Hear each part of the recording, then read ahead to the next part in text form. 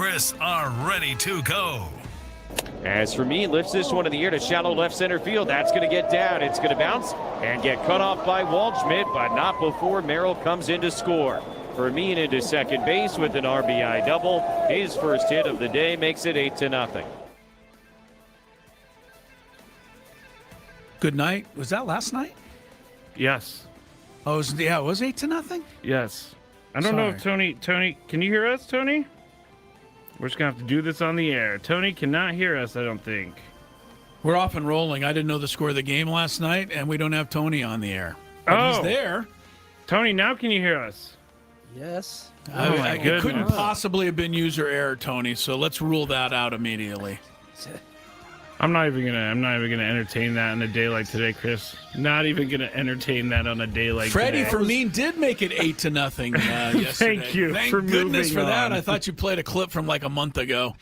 Welcome in, everybody. The show is off and rolling, and I think the intro said that I feud with a lot of people. Today might be one of those days, Skraby, the way we're getting underway here.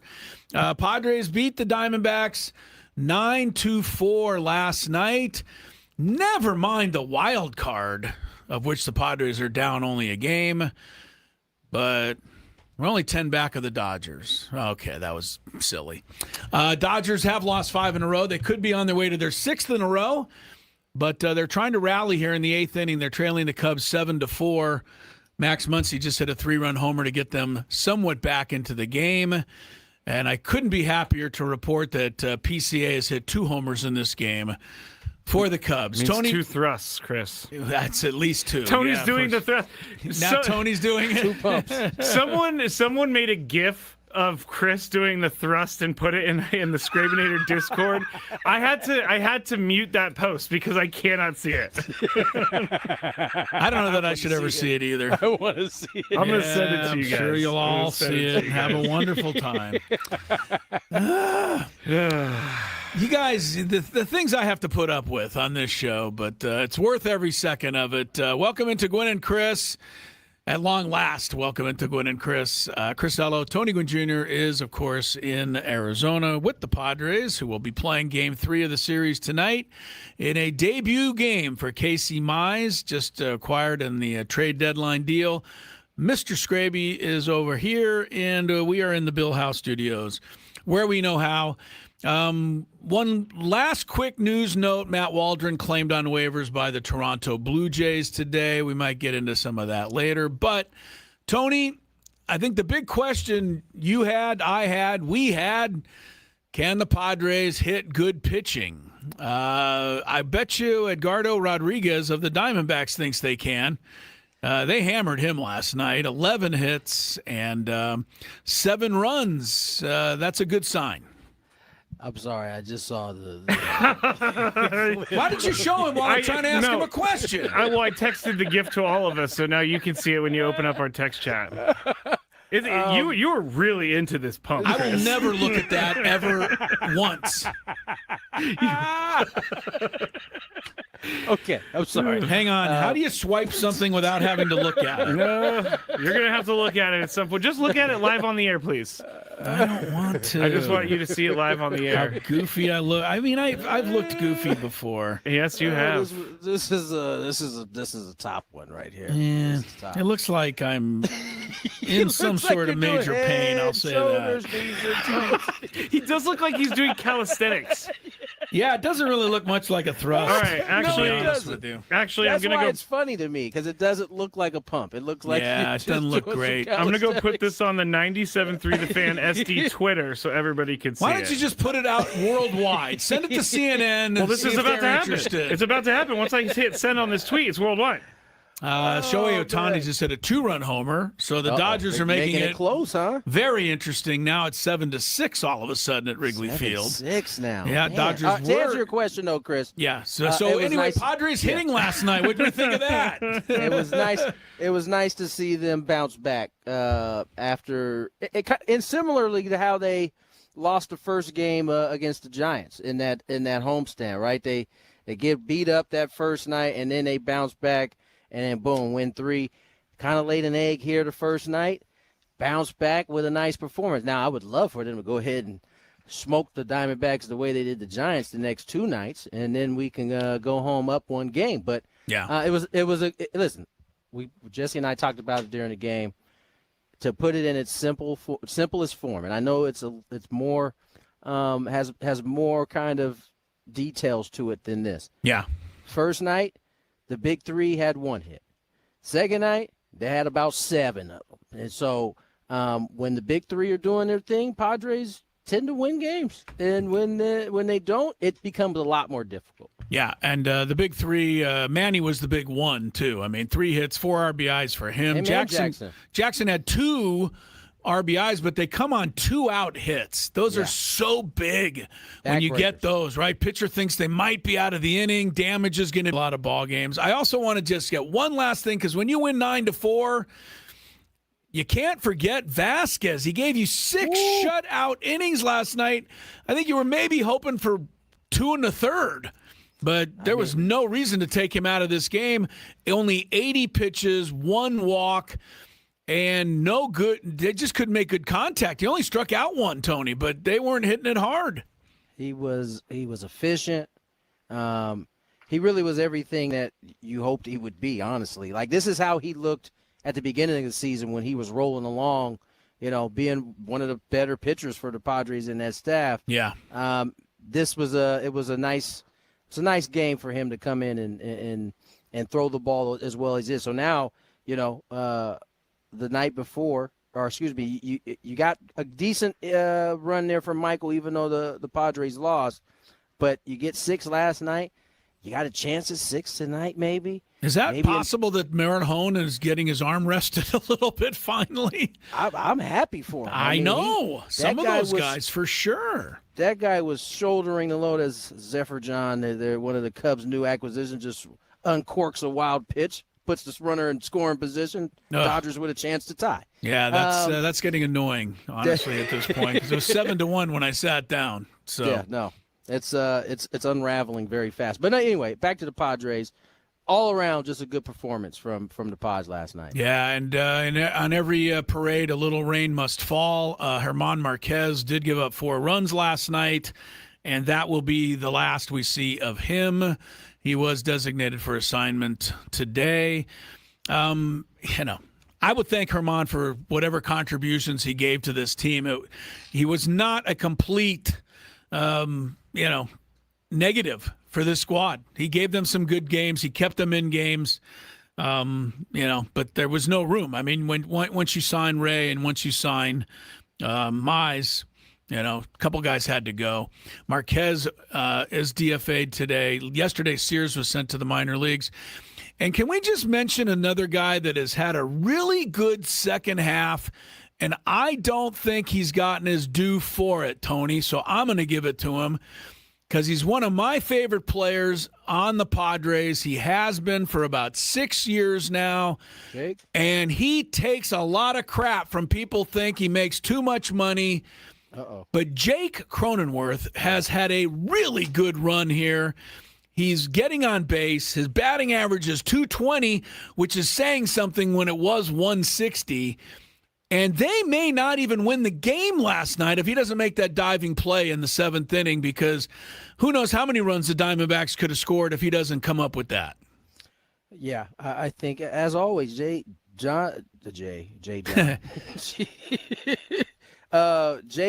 has always seemingly done like the dirty work, it seems like, for the Padres, right? I mean, he gets beat on a lot, and it's just amazing what you can do when you're not suffering from getting hit in the face with 98. Like, all of a sudden, cobwebs have cleared up, looking at a different hitter at the plate.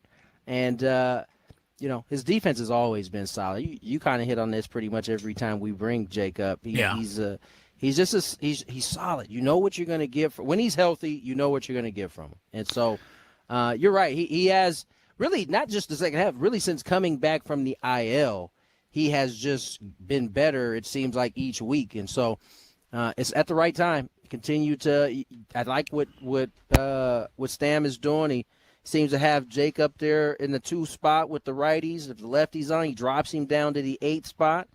I like where Jackson's hitting in the lineup in that 5 spot. It seems like take some pressure off of him as well. And so this is it seems to be moving in the right direction. You got a nice start yesterday, and now you get the debut of Casey Mize and seeing what he can throw up there. Yeah, people are excited, I think, tonight. And if you win it, a little bonus, you tie the Diamondbacks for that last wild card spot. So it's a fun night.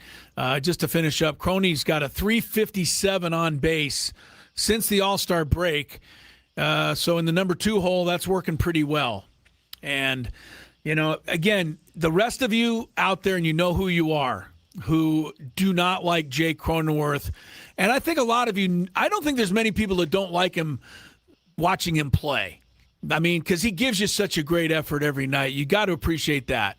But a lot of it is his contract. That has nothing to do with him. That was what the Padres paid him. That's what his agent accepted. He goes out there and he tries to earn that every single night.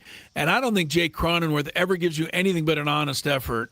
And I'm honestly surprised at some of the stuff I hear about Jake Cronenworth. But, the reason I talk about it, Tony, is he says it. He can go 0 for 5 and still help you win a game.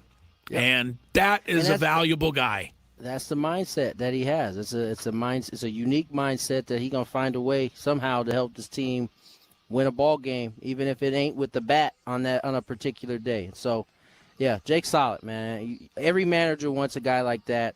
I don't know why people hate on his contract. It's a easier contract to move if they want to. That's what I've been saying. It's not that bad of a contract. He makes money.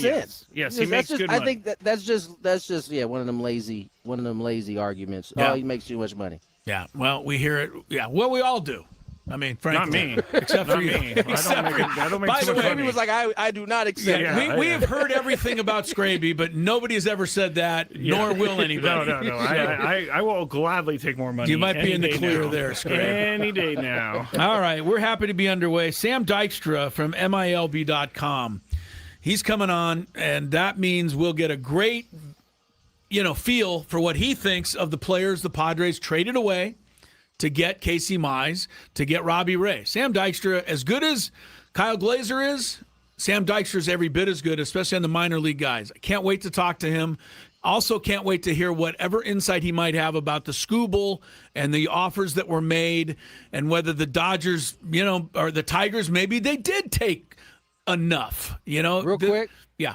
Real quick, off subject, this is an interesting game. You got the two probably leading candidates for MVP going back and forth with homers with each other. You see that in an NBA game. You don't see it in an MLB game very often. We're talking about the Cubs and the Dodgers. Yes, I'm sorry. Cubs, Dodgers, Ohtani, and Chris's PCA. Favorite player, PCA. The only thing that could be worse than PCA hitting 2 home runs in a game is Ohtani hitting 2 home runs in a game, and they both have done it today. So 7-6 Cubs.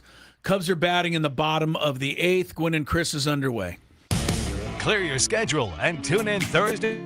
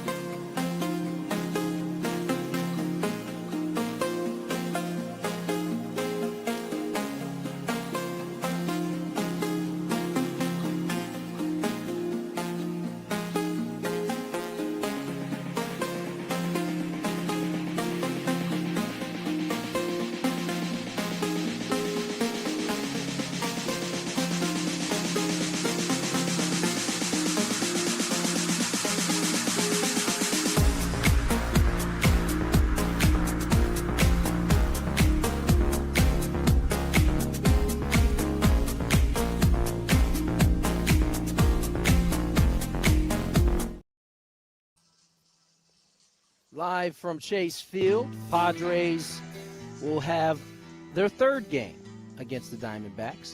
6:40 start. All 4 games, 6:40 start. West Coast baseball. They don't care nothing about you having to go home and play the next day. They just know you're close enough to get home pretty quickly. So throw a night game at you. Have a good travel day. Did they clear that with you, Tony? Because no, they did. They don't. They don't. The Dodgers don't clear it. The Rockies don't. Rockies are the only one that have day games.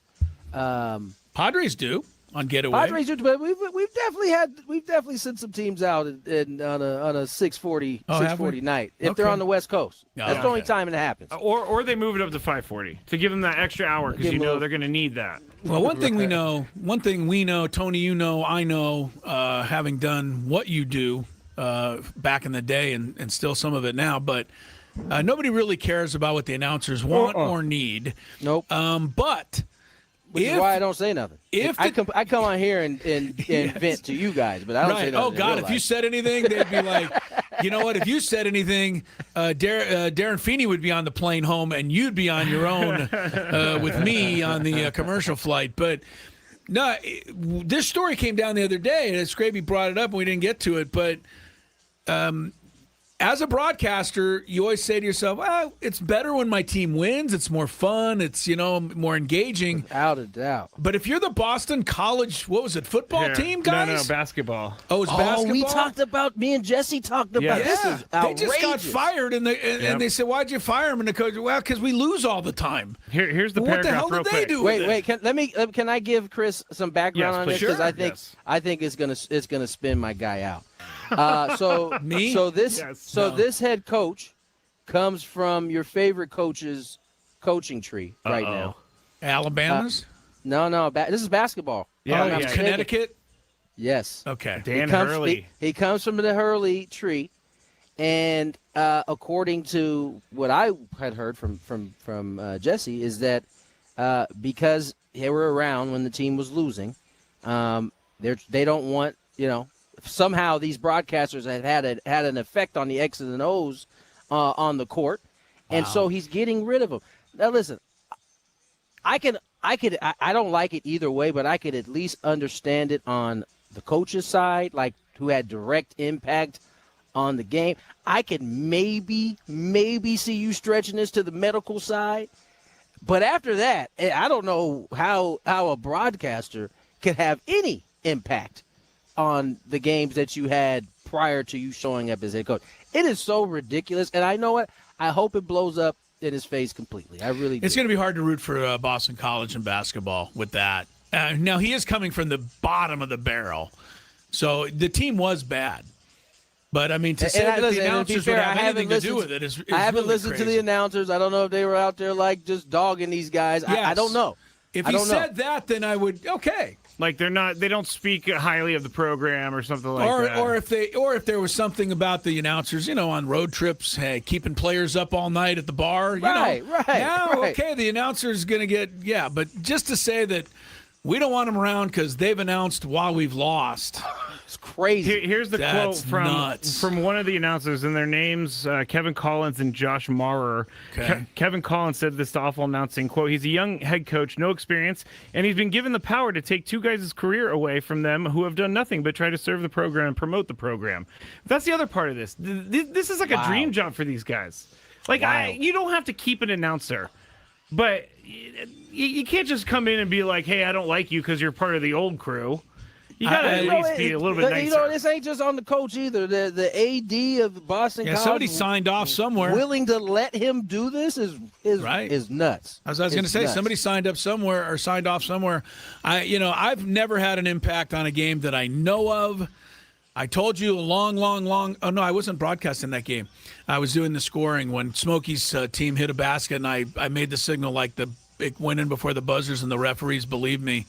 And then they came out on the court and said no, and we went to overtime. But that's a really lengthy way of that. But one time we were playing a women's game in Colorado State, and they were playing bad. And I guess I couldn't hold my contempt for my own team, and I said, boy, they're really not playing good.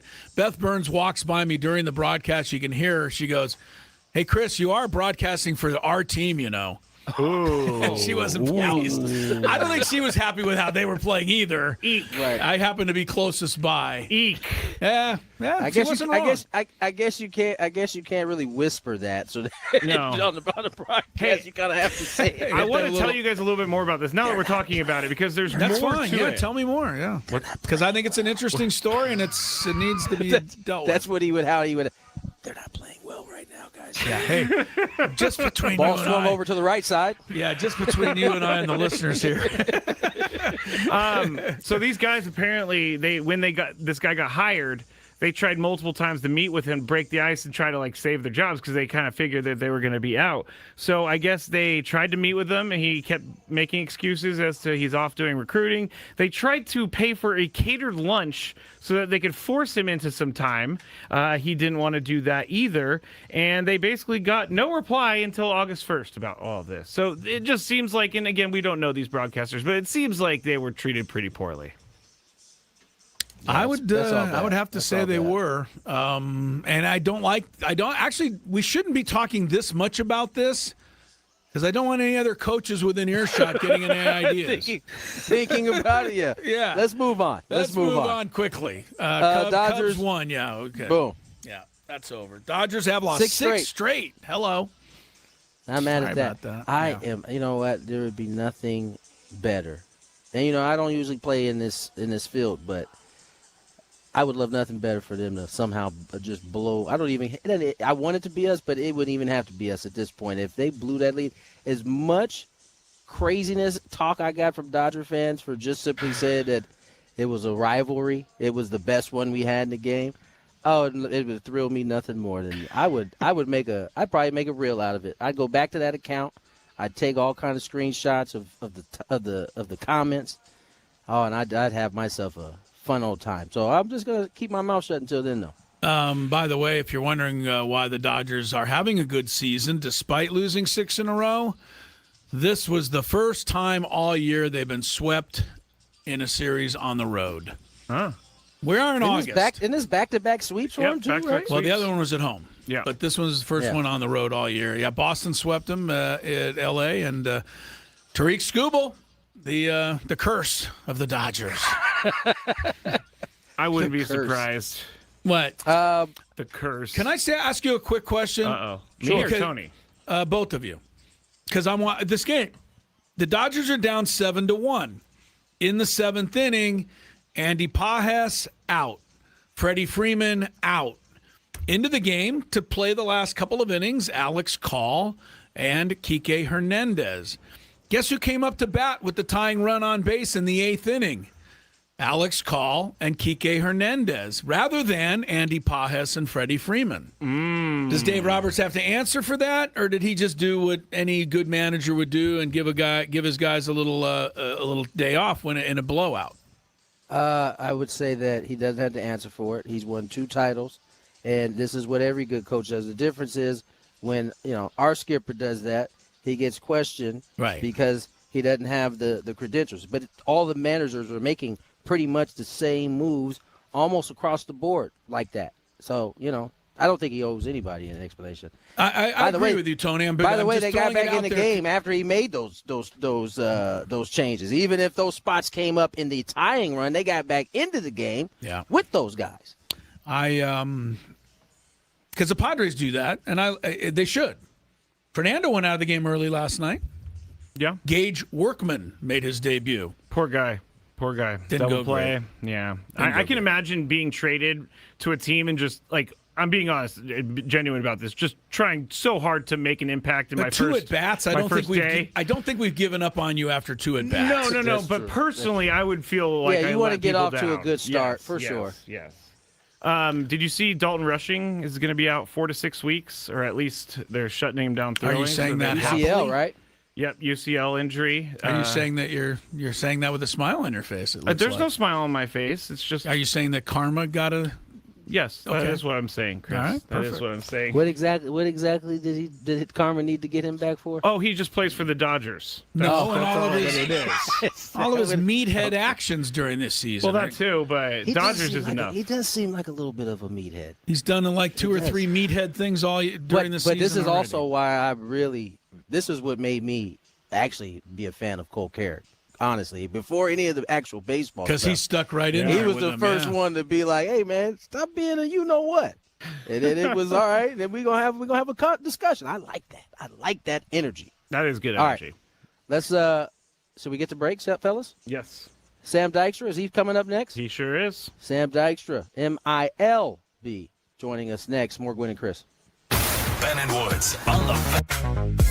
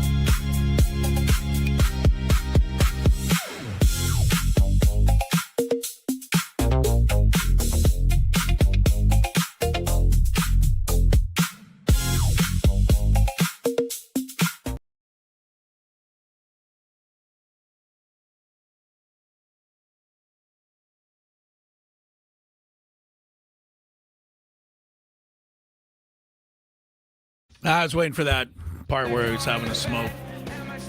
I don't know why. Welcome back to Gwynn and Chris. 2:36 is the time. Tony Gwynn Jr. is in Arizona. Chris Hello, Matt Skraby together in the Bill House Studios. We know how. All guests, I should say, on the program. Join us on the SDCCU fan hotline. It's not big bank banking. It's better. And on that hotline, Sam Dykstra from MILB.com, probably the most well-informed guy on minor league baseball I know. And I'm looking forward to hearing his thoughts on what the Padres gave up to get, among others, Casey Mize, who makes his Padre debut tonight, the native of that whopping metropolis, Springfield, Alabama. Tony, did you get any games in Springfield, Alabama while you were running around down there in the South? Birmingham, Huntsville. Montgomery, Huntsville. I think that's it. You got a lot of them, but you didn't get Springfield. Mobile. I got Mobile in there, too. Oh, my gosh. Springville, Alabama is tiny, Chris. I just said it was a major metropolis. Yes, for sure. Population was 4,786 in 2020. Well, that means it's 4,785 now because he doesn't live there anymore. He went to Auburn. He was the number 1 overall pick. Yes, in the Major League Baseball draft. That was in 2018. And he got to the big leagues in 2020. COVID year, just getting his feet wet. 2021, more of a full-time starter with 30 games that year. 2022, only 2 starts, Tony. 2023, injured out the whole year. So he's had injury issues, but not the last couple of years. Yeah, he's been healthy since then. Right, 24, full season with the Tigers. Last year was his breakout year, without question. He was 14-6 with a 3.87. He made the All-Star team last year. And this year, Casey Mize is only 4-6, but the ERA at 2.70. And the thing that I have been glomming onto is the WHIP, 0.99. Very impressive. So, I said he throws strikes. I like that as well. Did you see? Yeah, 450 strikeouts in his career, 140 on the walk. So better than a 3-to-1 ratio. No, I didn't know what just happened either. I think we just glitched in real life or something. Did I glitch? It wasn't even like a glitch. It was just straight. Oh, you know why? I'm going to tell you exactly why. My computer screen, for fun, once in a while, goes completely black. Oh, you're stalling. Okay. That makes more sense. So I went to say his strikeout and walk ratio, and it disappeared. Okay, that makes more sense. I had my response, and then you waited. Yeah, well, I wasn't ready. Yeah, I didn't have any info to back it up. Oh, man. But, Casey Mize, looking forward to it. Have you met him yet, Tony? Got a chance to say hello? Or I got a chance to say hello, introduce myself to Robbie when I went to take trade down earlier, but I have not met Casey yet. Casey Mize making his debut tonight.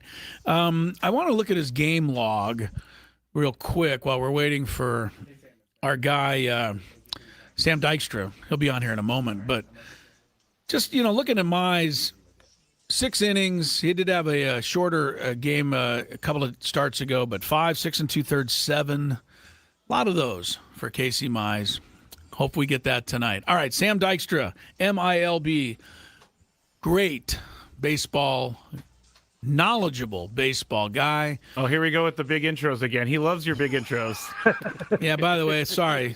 All right, Sam, you ready? I'm ready. I'm ready whenever you guys are. I always do give him a big intro. Wait and sit back. Because I'm a Sam fan. All right, Sam, I'll just give you the first crack here. Padres, obviously, trade deadline. All of us want to know what your thoughts are on what they gave up. It seems like Cash Mayfield may come back to hurt someday.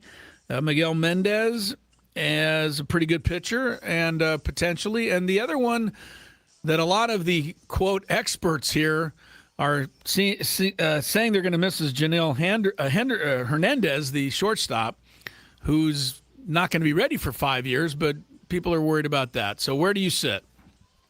Yeah, I mean, what was the story everybody in the Padres organization was selling before the deadline is if we are buying, we think we have the prospects to do it. And looking at the top of their list, yes, it was pretty rough after that. But there were some interesting pieces. Cash Mayfield being, a left-hander going to Detroit with a really, really good changeup.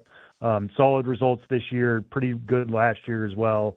You could see him eventually becoming maybe a number 4 starter, but he hasn't seen Double-A or Triple-A yet. Miguel Mendez, really, really good fastball, really good slider. Upper 90s with the fastball, but he's dealt with some injury issues this year. Easier to lose a guy like that. And then Hernandez, who, like you said, going to the Giants. I had heard really good stuff about him coming out of the DSL. I thought, maybe this will be the next big bat for them. There's power potential there, strong arm, good running ability.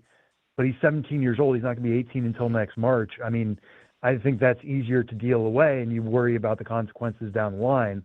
But I think they didn't deal any. Ethan Salas is still in this organization, right? Cruz Schoolcraft, who was a top 100 guy for us coming into the year, he's still in the organization. They couldn't trade any of their draft picks, so some of the more exciting ones like Cole and Borthwick are still there. They didn't completely sell the farm in a way it felt like they did a year ago. Sam, my question is more of general, not necessarily with the Padres. We've seen, I would say, over the last 10 to 15 years, the value of prospects seemingly kind of skyrocket. Are we starting to see it level out a little bit? You look at, I know it was a rental for Skubal, but it seems like it could have, in the past, that would have garnered a whole lot more even for a rental. Are we seeing that kind of starting to even out a little bit? Yeah, it's interesting. It feels like it goes on a roller coaster, right? Yeah. Like some years, guys or organizations really value their prospects because those are controllable pieces. And then other years you look at it and you dive into the research and you're like, well, traded prospects very rarely actually become the stars that they could be. So this year for us, there were 5 of our top 100 prospects were traded. Even outside those 5, I think there were some interesting moves made. And part of that is, you look at the American League being wide open, teams were more willing to take a chance. The Dodgers have the depth to trade away 2 top 100 prospects in a way that really no other organization could, except for maybe the Brewers, and that's certainly been a talking point. So I think everybody realizes this year is pretty open, and they were willing to deal prospects in ways that they aren't always willing to do so. And you look at the ones who were moved, we don't have a Leo DeVries this year, right? Like I like Zaire Hope a good amount, but we don't have a top 5 guy moved. So even at the upper echelon, we didn't see the really, really great prospects traded this year. Sam Dykstra from MILB.com. Nobody knows more about minor league baseball than Sam. I want to. Well, you brought this up. I was going to go to the Dodger trade, but I'll leave it for Tony because you mentioned DeVries, and I've heard nothing but that this is the next greatest player, and I'm not saying he won't be. I don't know. I've never really watched him. I know he had a good game in the Futures game.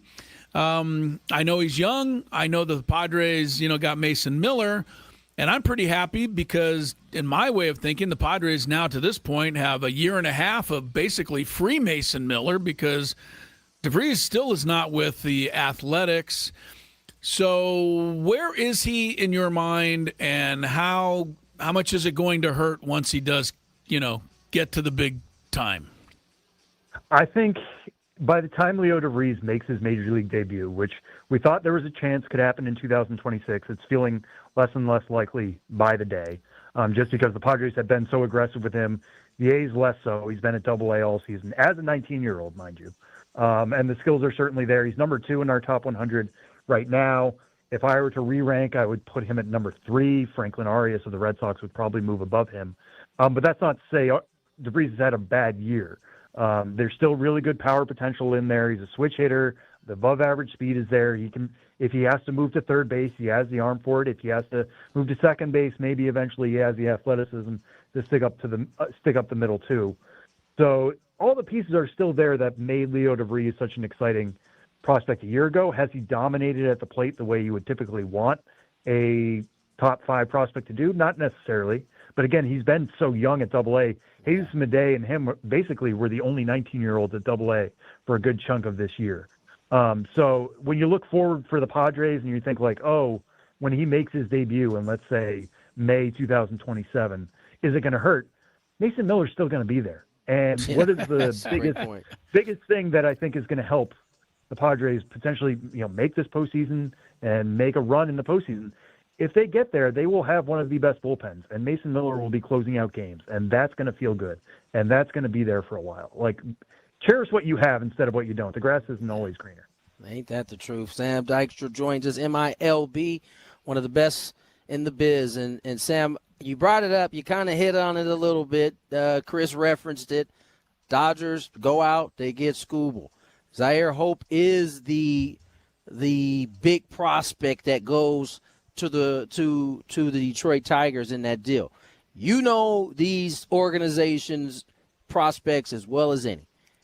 Was there anyone else out there? You already mentioned the Brewers, but it felt like this was the type of package that not just the Dodgers could put together. What were your thoughts on the actual deal? Yeah, I mean, when all the rumors were flying, right, about the Brewers being involved and the Dodgers being involved and the Rays having a deep enough farm system to do it, I kind of expected to be overblown or blown over, I should say, by what the return would be. And then it happened. And you're just like, oh, okay, well, that makes sense.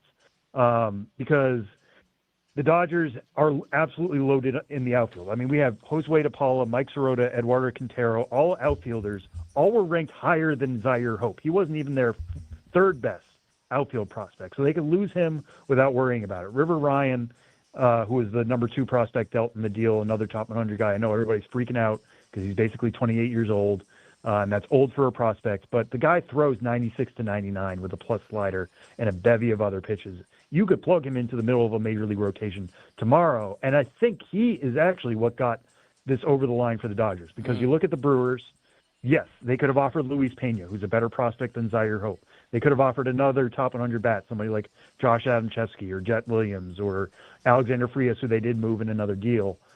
And they could keep adding on to that, but they didn't have the pitching prospect quality of a River Ryan. And I think the Tigers losing Skubal, they were going to lose him in free agency anyways, but they wanted somebody they could put in their rotation for a long time. And yes, River Ryan's going to be 28 years old by the time he gets in that rotation, but he's going to be in there for his prime years. He's not going to hit free agency until his 30s. And that's not a problem for the Tigers. They can let him go at that point, but they're going to get him in the middle of when everybody else will be trying to sign him as a free agent for his prime. They're going to get that on a rookie contract.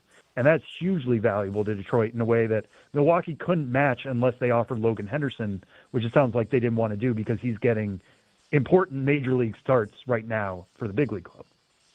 All right, so let's ask you this, Sam. Let's go to the Brewers, because I think you're making some sense that I hadn't really, a lot of people have not made about why the Tigers, may have accepted what they did. I think a lot of us, though, will always wonder why they didn't at least just wait another day to see if anything else came along. But let's talk about the Brewers for a moment. You mentioned Jesus Mede, the shortstop. He's the number 1 guy anywhere. You mentioned Logan Henderson, who's been pitching great, young arm that the Brewers already have. But if both of those guys stay with the Brewers for 10 years and are almost even all-stars, do they have a better chance to win a World Series during their tenure? Or did they have a better chance to win this year by trading one or both of those guys and getting Skubal and pairing him with Mizorowski? Yeah, that's the ultimate question, right? Like, if it were up to me, I would have considered dealing Henderson in a way that probably others wouldn't have, to get Skubal and finally get over that line, because, banners are up forever, flags fly forever. I totally get that. And I think Skubal replaces Henderson, and you go after that with Mizorowski and Skubal at the top of rotation. I wouldn't have traded Mede just because I do think he is special enough of a talent, and they value sustainability so much.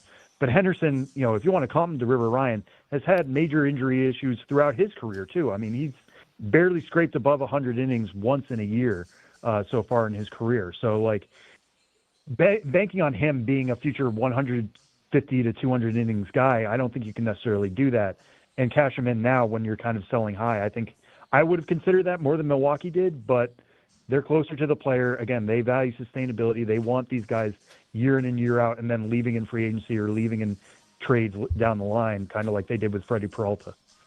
Sam, last one from me. Tell us a little bit about this year's Padre draft class. We know the big man leading the way, but tell us about some of the other prospects or guys that you've gotten a chance to see or are looking forward to seeing at this point.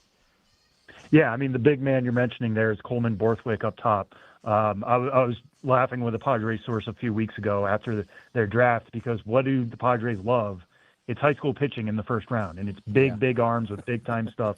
You saw that last year with Cruz Schoolcraft, who is I think he's taller than 6'6". Yeah, 6'8", and Borthwick is 6'6". Like, they are building a front court with their first-round picks, and so the fact that he was available there, they can get his stuff.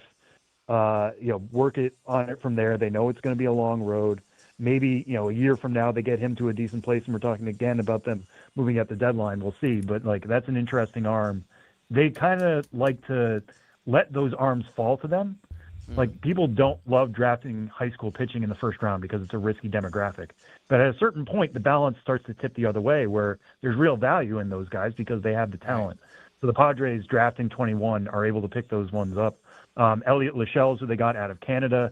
They really like him because he got to go on a tour of spring training sites and compete against pro-style pitching already and performed really well in that environment in terms of his hit tool. They think that's going to translate pretty quickly in a way that the industry just kind of missed on. So they thought he would be available in the second round. They were very happy when he was.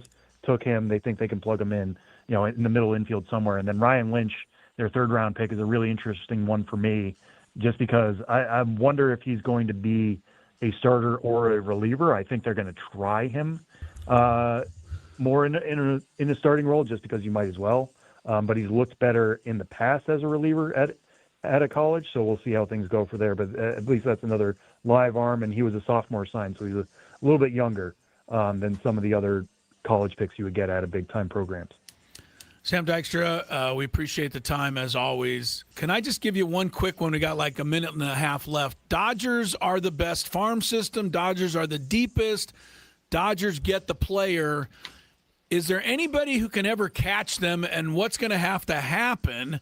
And is the new collective bargaining agreement, if it ever comes around, going to change the advantage LA has in the minor leagues?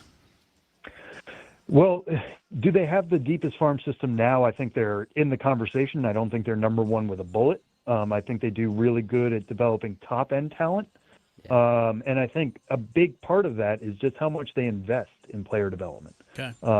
They are taking guys like Mike Sirota, who was a Reds pick, and not entirely well thought of coming out of college out of Northeastern. Now he's a top 20 overall prospect. Zaire Hope is somebody who I think was an 11th round pick by the Cubs. They acquired him in a trade for Michael Busch. They turned him into somebody that they can make into Tarek Skubal. So they're just investing heavily in the right things. Yes, that comes with having money. But I think you look at Tampa Bay, they usually invest in player development. They're getting there. Milwaukee is certainly amongst the deepest right now. And I think the St. Louis Cardinals are building out one of the deepest farm systems in baseball. We just saw them pick up 4 more prospects at the trade deadline as well. I think they're going to be a monster in a couple of years. So I think teams are starting to catch on to this. How much is it going to be addressed in the CBA? We'll see. I mean, if there is a salary cap, and I don't think there will be, but if there is, maybe that's more money to spend on the lower end and to develop players. I would love to see that as somebody who covers the minor leagues, but the Dodgers are just a step ahead of most other teams right now because of how much they care about the lower levels. Sam Dykstra, always telling it like it is. Thank you, Sam, so much. We appreciate it. Hope you enjoyed it. It was an exciting trade deadline day, that's for sure. I think everybody liked it, had fun, and we have fun talking to you. We'll catch up with you soon. Yeah, absolutely. Anytime, guys. All right, Sam Dykstra, MILB.com. And, of course, you can go to MILB.com. You can get Sam Dykstra all the time. He's got all of that stuff. I think we got in early on Sam because now I'm seeing him all over MLB Network. I know. Things like He's our that. guy. So, get away from him. He joined us on because of the Chris introduction, he probably ain't going to ever want to leave it. I mean, he ain't getting no other introductions like that. That's true. They don't bring him on like that on ESPN. No. Last time he commented, that's why I said something, because he commented, he's like, I've never had such a great introduction before. Yeah, I do appreciate. There's certain people I appreciate more than the average bear. All guests, SDCCU fan hotline, Not big bank baking, it's better. Back with more. Hour number 2. Padres, D-backs coming up later.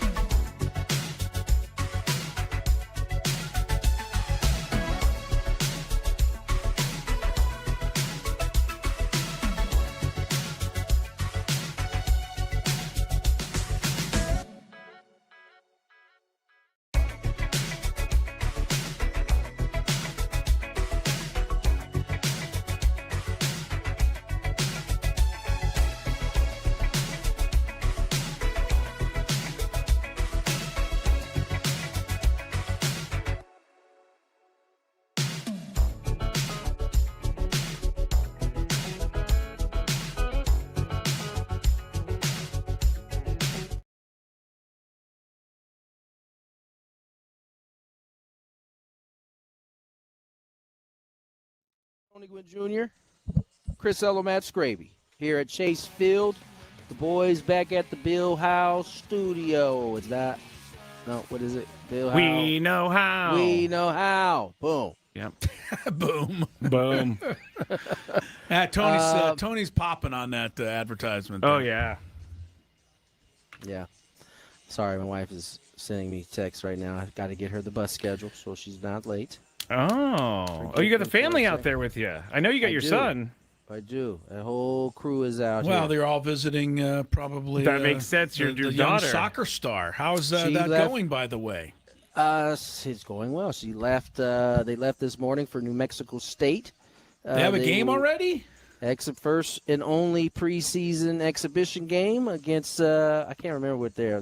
Where are the next New Mexico State? They are the Aggies. The Aggies. So she's going to get the start in the first exhibition game. So she's pretty excited about that. And when is that game, Tony? That will be Friday. And I know you have to work or probably have to work. I was going to say, though, if you or your wife or anyone from the Gwynn family makes it to a preseason soccer match in Las Cruces, New Mexico, you go right to the head of the father and parent of the year. Yeah, that would be. We won't be on that list this You're time. You're not going to make it this year. Huh? I Las will Cruces, man, you got to really be a fan to make it down there. You got preseason game. There's some wheel that's going to take place to get to Las Cruces. Yeah. I will be going to the home opener, which is a week from, I believe today, right? August. Goodness, 12th? I can't believe it. I can't believe it either. From tomorrow. No, women's soccer always starts way before the actual, rest of the world starts. I guess I had no idea. Yeah. So Grand Canyon, are they coming out here at all for anything or no? They come out to Cali. They go to Irvine after their first 5 home games, and then they go on their first road game. It's at Irvine, but you see Irvine. I can make that, Tony. I mean, Skraby wouldn't mind doing the show. I won't be able to make that one. I think the Pods. We are on the road. I believe we were in Tampa at the time. Oh well, you couldn't be any farther away. Yeah. Well, I'll go if you'd like, I'll go in your stead. I'm sure that's fine. I'd feel love great for you with guys me to go sitting support. up there.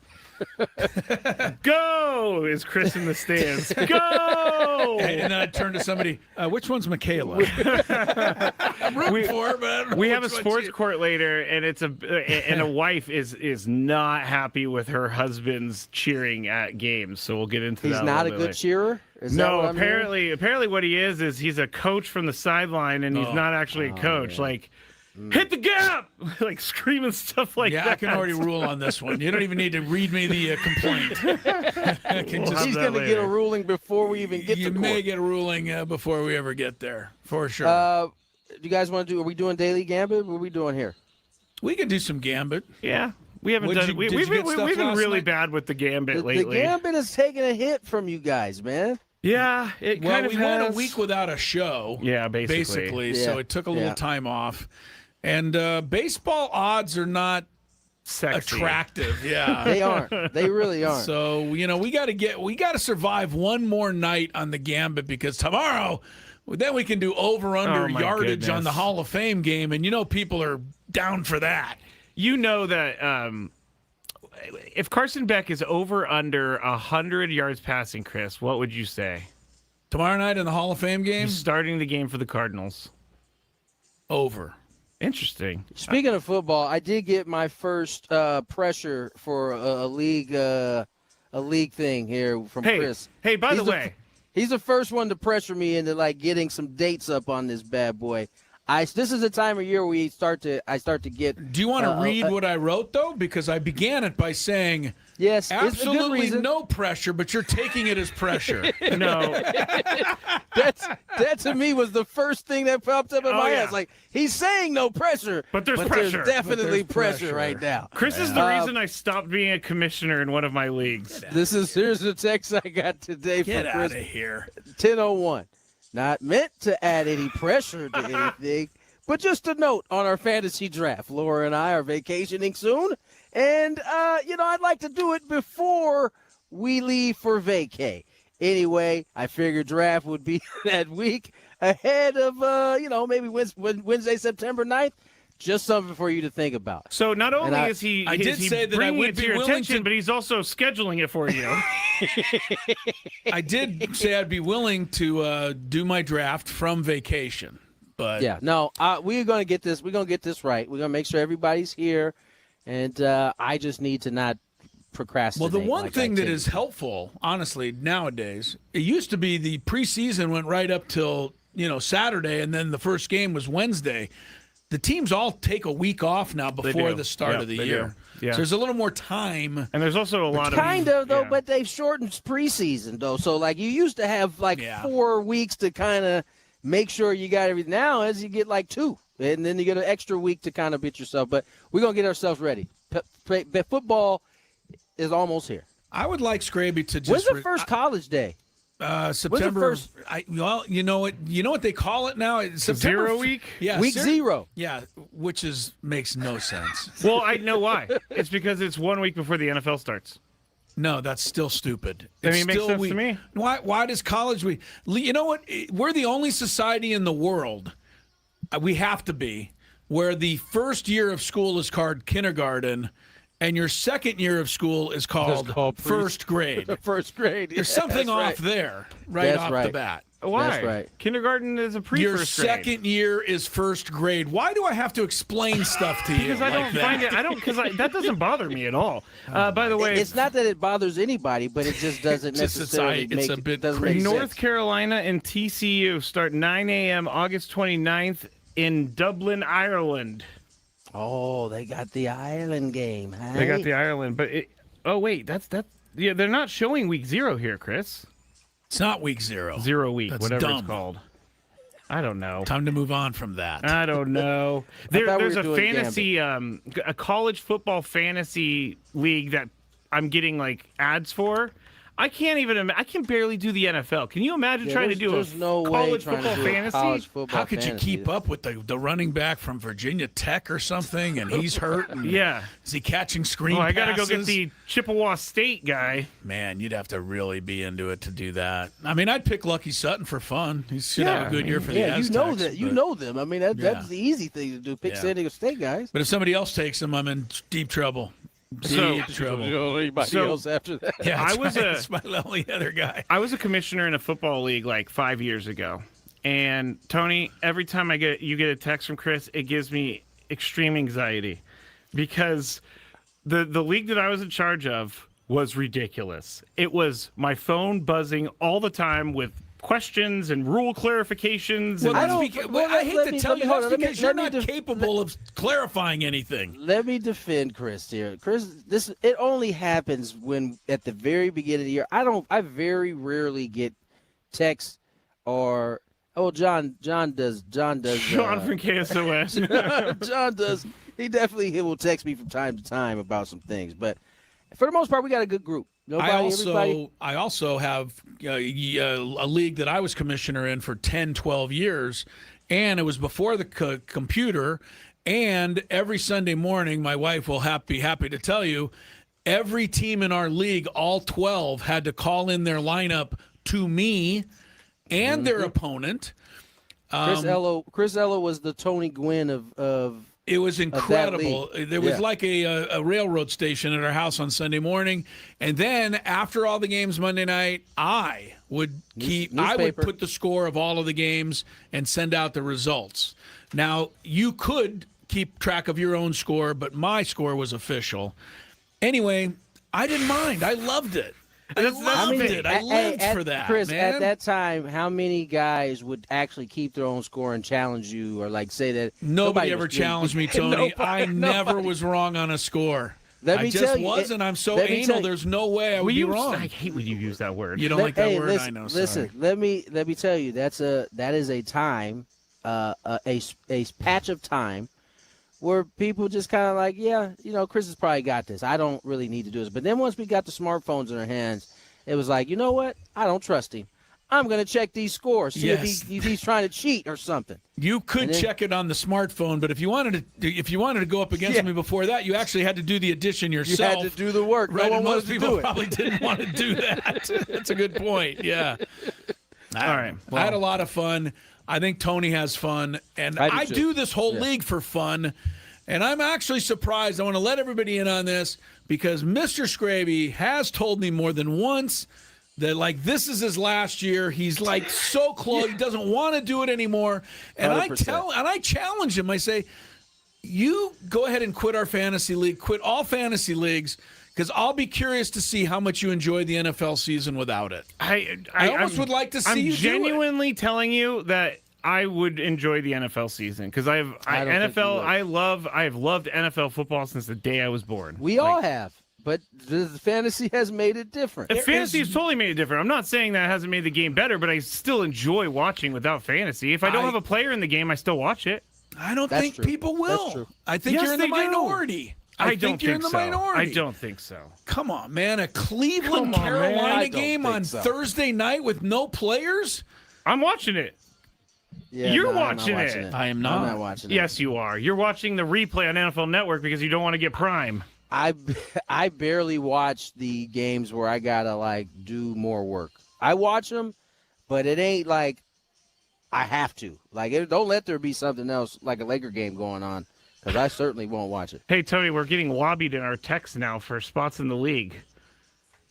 Oh, in our league? Yep. Sorry, it opens up very rarely. Sam has got the last spot after we had somebody drop off. Yeah, when I don't want to say the person's name on the air who texted us, but when I drop out, you can have my spot. So. But the reason I don't want to drop out is because of FOMO. I don't want to be the guy on the outside. Excuse me, did you just give away a spot in the league to somebody without even asking anyone? I said like when maybe Tony I and I out. have somebody we would have in mind.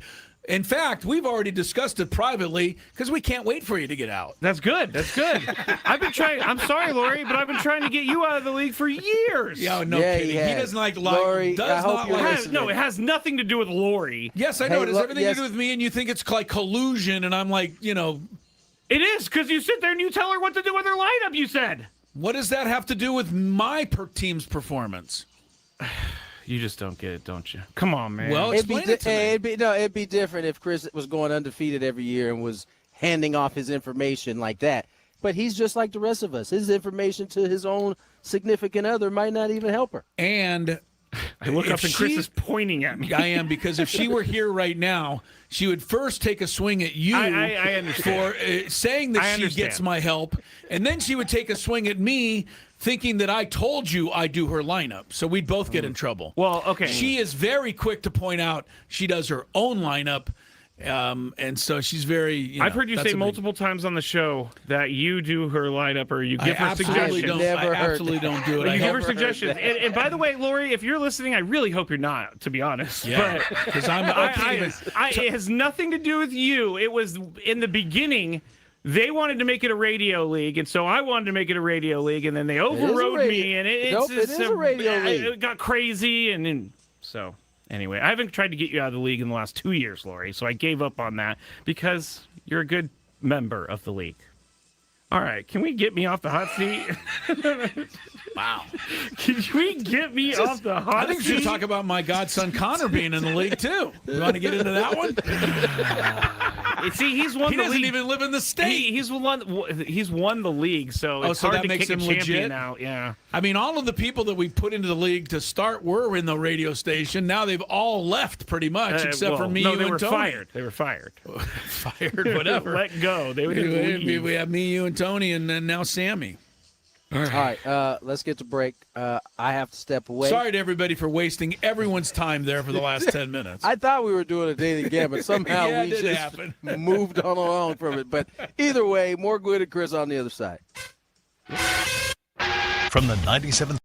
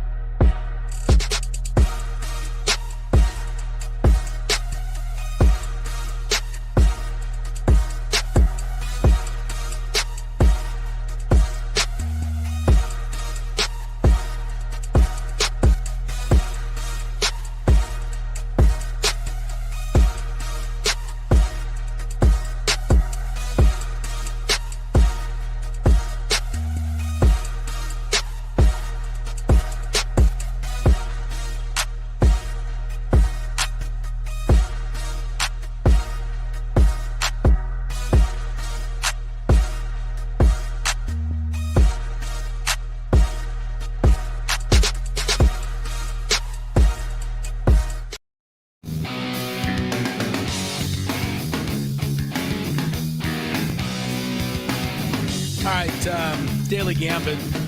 We're getting to it. Better late than never. Welcome back to Gwynn and Chris. Chris, hello. Tony Gwynn Jr. He'll be back, Tony, for a rollicking Big Five at 4:30 today. Caitlin Clark taking a lot of heat for not talking. Sophie Cunningham taking a lot for talking. You can't. No matter what you do, you can't win. So we'll try to sort through some of that in the Big Five. Also, today is the anniversary of Nolan Ryan beating the crap out of Robin Ventura. Anybody remembers or seen that clip, you know what I'm talking about. But that is nothing compared to the fight that took place, a day and a half or two ago? Maybe 2 or 3 days ago. Oh, was it that long? It took me that long to see the video, so maybe some of you have seen it. But if you haven't, the fight in the Mexican League is something I've honestly never seen before. Me neither. So we'll get to all of that in the Big Five. Earlier today, Cubs handed the Dodgers their 6th straight loss. Boo-hoo. 7-6 in Chicago. It's a bittersweet thing because the Padres are so far back in the division. It doesn't matter if the Dodgers You wish lose. they would have stayed closer now, right? Yeah, but the Cubs, we don't want them to win because they're at the top of the wild card. It's a weird place to be in. PCA hit 2 home runs. The only thing worse than that, Ohtani hit 2 home runs. And one other game I wanted to point out earlier today, Tampa Bay shut out Colorado 4-0 at Coors Field. That was the work of Nick Martinez, who is having the year of his life. He's been great for Tampa Bay. So, and I mean, sure we miss him, but he was one of the good guys, Skrabe. I think you and I we really like Nick Martinez. When he told us that he pounds about 3 Red Bulls before he walks out of the bullpen, I was like, this guy's for me. I have a feeling the Rays maybe have calmed him down by now, and that might be one of the reasons why he's having success. Yeah, that's not good for your heart. I can't be. Padre lineup should be due soon. When we get it, we'll let you know. Right now, we'll get to the Gambit. And to save a little bit of time, Chris, we're going to skip the Open for today, and we're going to go right into our bets from yesterday. Okay. Padres minus 1.5 against the Diamondbacks. And I had no faith. You had no faith. You went Diamondbacks. I went Padres. Padres win 9-4, so I win. Yeah, good for you. I mean, look, they proved to me and themselves that they can punish a really good pitcher. Yes. And I was glad to see that. I didn't want to say this yesterday, but I was not looking forward to last night because I thought they were going to get mowed down, and they didn't. And it was very fun to see. Over under 9 total runs in the game. We both went under. We were both wrong. We had 13. Randy Vasquez, over under 3 2/3. You went under. I went over. He went 6 shutty.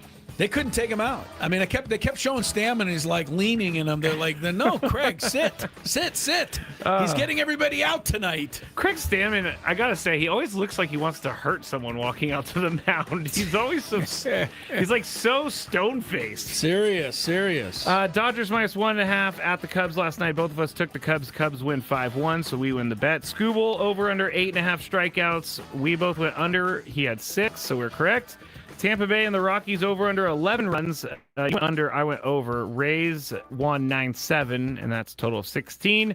It is. Very good. Yes. George Lombard Jr. over under a half a hit, meaning he had to just get a hit. I don't know if he got any more hits, but I know he hit a home run. I think he did get another hit, and he had a great debut. So I went over, you went under. Valkyries minus 11.5 against the Tempo. We both went Valkyries. Valkyries won, but not enough. 92-81. Oh, a half point. So we lose that one. That does happen sometimes. All right, let's get to tonight's. And the Padres are again favored by 1.5. I'm not falling for the banana in the tailpipe again. Taking the SDP. Do you? Never mind. Go ahead. I've taken the Padres. I'm taking them too. Oh. When I write the initials SDP, which I don't normally do, but I did this time, I think of the worst All-Star Game uniforms I've ever seen. Those white ones, and I remember Fernando wearing it, and it said SDP up here. Oh, yes. I think those were maybe like the first Colorado uniforms. Yeah, it was the first time that they went to the uniform I do know what you're talking about, yeah. And you know what's funny is we made fun of those uniforms. I see so many people with those out Some of and them, about. but I don't get why you like them out there, but somebody does. That's true. I mean, MLB made money. That was the idea of it. That was the idea. The rest of us had to pay the price for their greed. SD Arizona 8.5 runs tonight. 8.5. We got Mize. We got a young guy for Arizona, Brat. He's a lefty. Oh, that Brat. Yeah, I don't know a lot about him. I think Casey Mize is gonna. I'm just hoping that shuts it down. So I'm gonna say under. Under. I'm gonna go under also. Casey Mize, 5 2/3 innings pitched. Ooh. If he gets 2 outs in the 6th, he didn't have to complete the 6th. 5 2/3, he goes over. He's been saving up for 10 days. Tonight's the night. Go get him, Casey. He's going over. He's going over, huh? Yep. Scrape. I feel like he goes 5 no matter what. If he gets to 5, he goes 5. That's my thought. So he's out. You're saying out. under. Yeah, I'm saying under. It is nice to know that Morejon got to rest like 2 whole games without having to come in. Yeah. That should hopefully serve them well. Paul Skeens facing the Brewers tonight. Couple of interesting things here. One, do you know which team has the best record in all of Major League Baseball, The Brewers. Skraby? Yeah, it's the Brewers. They're the only team with 70 wins. They have blown past the Dodgers during this Dodgers 6-game losing streak. You know, the Brewers finished ahead of the Dodgers last year as well. They've had one of the best records in baseball like each of the last 3 years. It didn't do them any good because the Dodgers swept them in the championship series. Yeah. On the other hand, what has happened to Paul Skeens? He is more than mortal this year. Yeah. I mean, if they put him in the Cy Young running this year, it would be what do we like malpractice, right? It would be, yeah. He is 9-9, which is okay. 3.90, which for Paul Skeens might as well be 9.90. So he he's was like a pitched- sub-2 ERA guy the last few years. Yes, he was. He still does have 156 strikeouts, so in 107 innings. Wow. So even though it seems like he's struggling for him, the numbers aren't bad. The ERA is the only thing. Having said that, I'll take him over 8 strikeouts. I didn't know he had that many strikeouts. Yeah, I'm gonna go. But against the Brewers. You know what? I'm 8 gonna go under. Under, he says. All right, we have one more thing in the Padre game. Corbin Carroll. I saw this yesterday. Of all, and I shouldn't even say it. I'm going to get letters tonight. I'm going to get You're going to get texts and letters? tweets. Not letters. Nobody gets a letter anymore. That used to be the same. I'll send you a letter if you want. Would you send me a letter? If you send it, I won't get it tonight. That's true. It's going to have to go through the post office. Right. But I'll get some texts and tweets tonight because I'm going to point it out that since the middle of June, like almost 2 full months, the worst hitter in Major League Baseball batting average is Corbin Carroll, who's like a superstar. Why are you going to get bad notes about this? Because tonight he gets 2 for 4, and everybody's going to say, "Oh, you jinxed it." I see. Okay. Yeah. All right. That totally makes sense now. Yeah. And he's also 0 for 9 in the series. It's been a struggle for him all of a sudden, but 1.5 is his runs, hits, RBIs tonight. Skraby. Over Runs, under 1.5. hits. No, I'm gonna say he goes under. You're gonna say continues to slump. Yeah. Yeah. I'm gonna say over because I know I'm gonna get the texts. Chris, First pitch, homer. that'll put him over right Nothing there. could be as bad as Bob Scanlon talking about Michael King not giving up a home run, and as soon as Bob said those words, Michael King gives up a home run. Oh, yeah, it's happened to every broadcaster, and we have no say in the matter, although people think we do. Yeah. Atlanta 6.5 over Phoenix. We're on to the WNBA now. The Atlanta Dream, wherever they go, that means that Angel Reese follows. And Angel is polarizing, to say the least. Not right now. Why? Everybody's against her because she gambled on the game? No. I'm saying that there's more polarizing figures in the WNBA than she is right now. Yeah, we'll get into that in the Big Five. Atlanta's 18-11. They're home to Phoenix, 12-19. I don't know who to take. I'll take Phoenix because Kelsey Plum just went to Phoenix. Yeah, she said she's very excited. What about you? Atlanta minus 6.5. I'll go with Atlanta. All right, and then Kelsey Plum minus 2 points versus Angel Reese. Is it me? Yep. I'm gonna go with Kelsey Plum. I'm gonna take Angel Reese because I don't know. She's having a pretty good year. She's averaging like 14, 16 a game. I mean, along with all of the me-bounds. Yeah, what's her field goal percentage, I wonder? If you judge it by Twitter, her field goal percentage is like 11%. Oh, because everybody... They just put all these videos together of her missing every shot, but I'm sure she doesn't miss every shot. She's actually 43% field goal percentage isn't bad. 43%. That's not bad. Angel Reese is having a really good year, and I think there's some haters that just are never going to like Angel Reese. She had a 46% field goal percentage last year. I got her at 16.1 points, 11.8 rebounds, average. Yeah. That's damn good. Really, it is. She should pass a little bit more, though, and it'll get her assists up if she... But they're giving her the ball in the post. They don't want her to pass out of the post. I know. Her 3-point percentage, 14.7. She might want to start driving. She only the takes ball. an average of 1 a game. Yeah, so. but she doesn't make it. All right, more Gwynn and Chris coming up. What do we got? Sports we got court, I sports hear. court. Yes, we got sports court. Should I go get the gavel? Yeah, we're gonna have to do that. But there's a guy who is not a fan of how his wife dresses, and we'll get into that. Also, there is a dad who likes to coach from the sideline. Okay, coach from the sideline. I know about those. I also know about wives who don't like the way their husbands dress. Oh, so it's roles reversed. You'll figure it out. I have personal experience in that regard. So it's coming up. Ben and Woods. Thank you for listening to 97.3 The Fan. Be back shortly. I would be back shortly if the thing will click. See, I'm clicking. I have no idea what's happening. It's not playing any commercials right now. Well, this is just great, everybody. Let me see if I could try to start another one. All right. Well, this is awesome. On the air right now with no help. And there are no commercials to be played. Actually, you know what I'm going to do, everybody? You're getting a real live thing right here. This is real live Matt Skraby.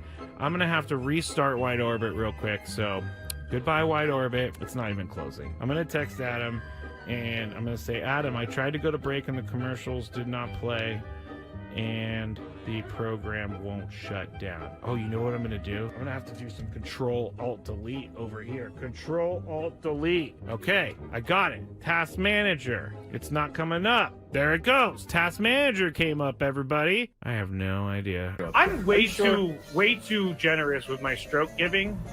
Never mind. Are you really? Never mind. Wait. I did not mean for that to happen. I did not. That sounds like a promo to me. Skraby's giving out strokes. I can't wait to hear that one. I'm going to laugh for a while on that one. Nate says, Skraby, maybe you should date her. You might be a generous stroke giver, but I don't think she really wants to leave her boyfriend for that.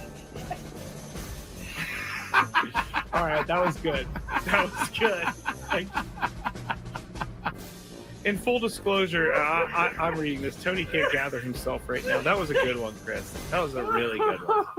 So I saw this at 7-Eleven, and I had to get it. It's called the One Chip Challenge. It was sitting there in the aisle, and I thought, why not? Because I am into spicy stuff. But this thing looks pretty hot. I'm not going to lie. It says a Reaper pepper and a Scorpion pepper. It's also in the shape of a coffin, which doesn't make me very happy about that. It doesn't make me feel good. Oh, extreme heat, it says. I'm going to try a little bit first, just so I don't die, I guess. That's the thing I'm saying. This looks...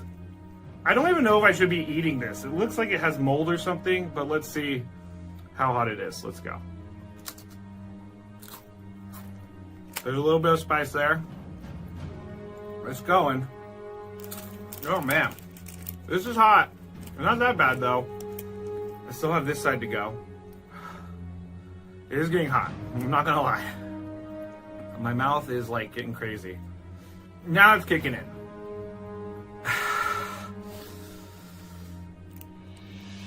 I'm not sure if I'm gonna finish this. Honestly, it's getting serious. I gotta go with the milk. My mouth is dying right now.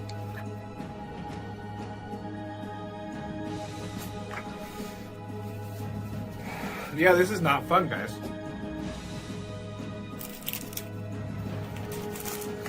Never gonna do that again because my mouth is on fire. Thank you for listening to 97.3 The Fan. Be back shortly. I would be back shortly if the thing will click. See, I'm clicking. I have no idea what's happening. It's not playing any commercials right now. Well, this is just great, everybody. Let me see if I could try to start another one. All right. Well, this is awesome.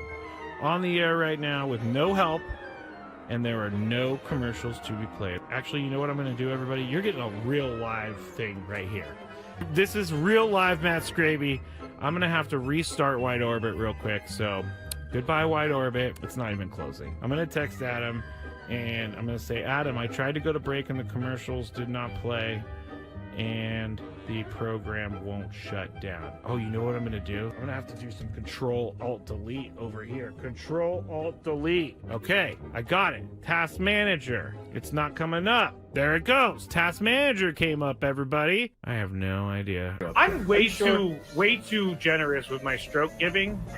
Never mind. Are you really? Never mind. Wait. I did not mean for that to happen. I did not. That sounds like a promo to me. Skraby's giving out strokes. I can't wait to hear that one. I'm gonna laugh for a while on that one. Nate says, Skraby, maybe you should date her. You might be a generous stroke giver, but I don't think she really wants to leave her boyfriend for that. All right, that was good. In full disclosure, I'm reading this. Tony can't gather himself right now. That was a good one, Chris. That was a really good one. So I saw this at 7-Eleven, and I had to get it. It's called the One Chip Challenge. It was sitting there in the aisle, and I thought, why not? Because I am into spicy stuff. But this thing looks pretty hot. I'm not going to lie. It says a Reaper pepper and a Scorpion pepper.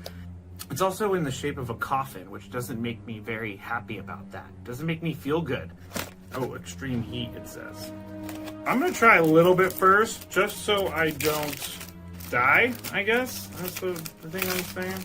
This looks... I don't even know if I should be eating this. It looks like it has mold or something, but let's see how hot it is. Let's go. There's a little bit of spice there. It's going. Oh, man. This is hot. It's not that bad, though. I still have this side to go. It is getting hot. I'm not gonna lie. My mouth is like getting crazy. Now it's kicking in.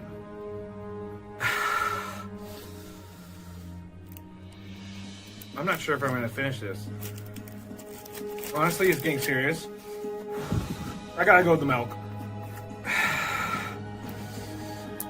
My mouth is dying.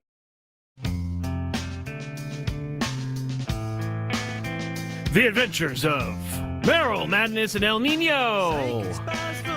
Chris is holding up the giveaway shirt that's supposed to be given out on Monday against the Brewers. Also, it has a pocket in the front. It does? I didn't see the pocket. It does. What is the pocket in the front for? Store things. Like it used to.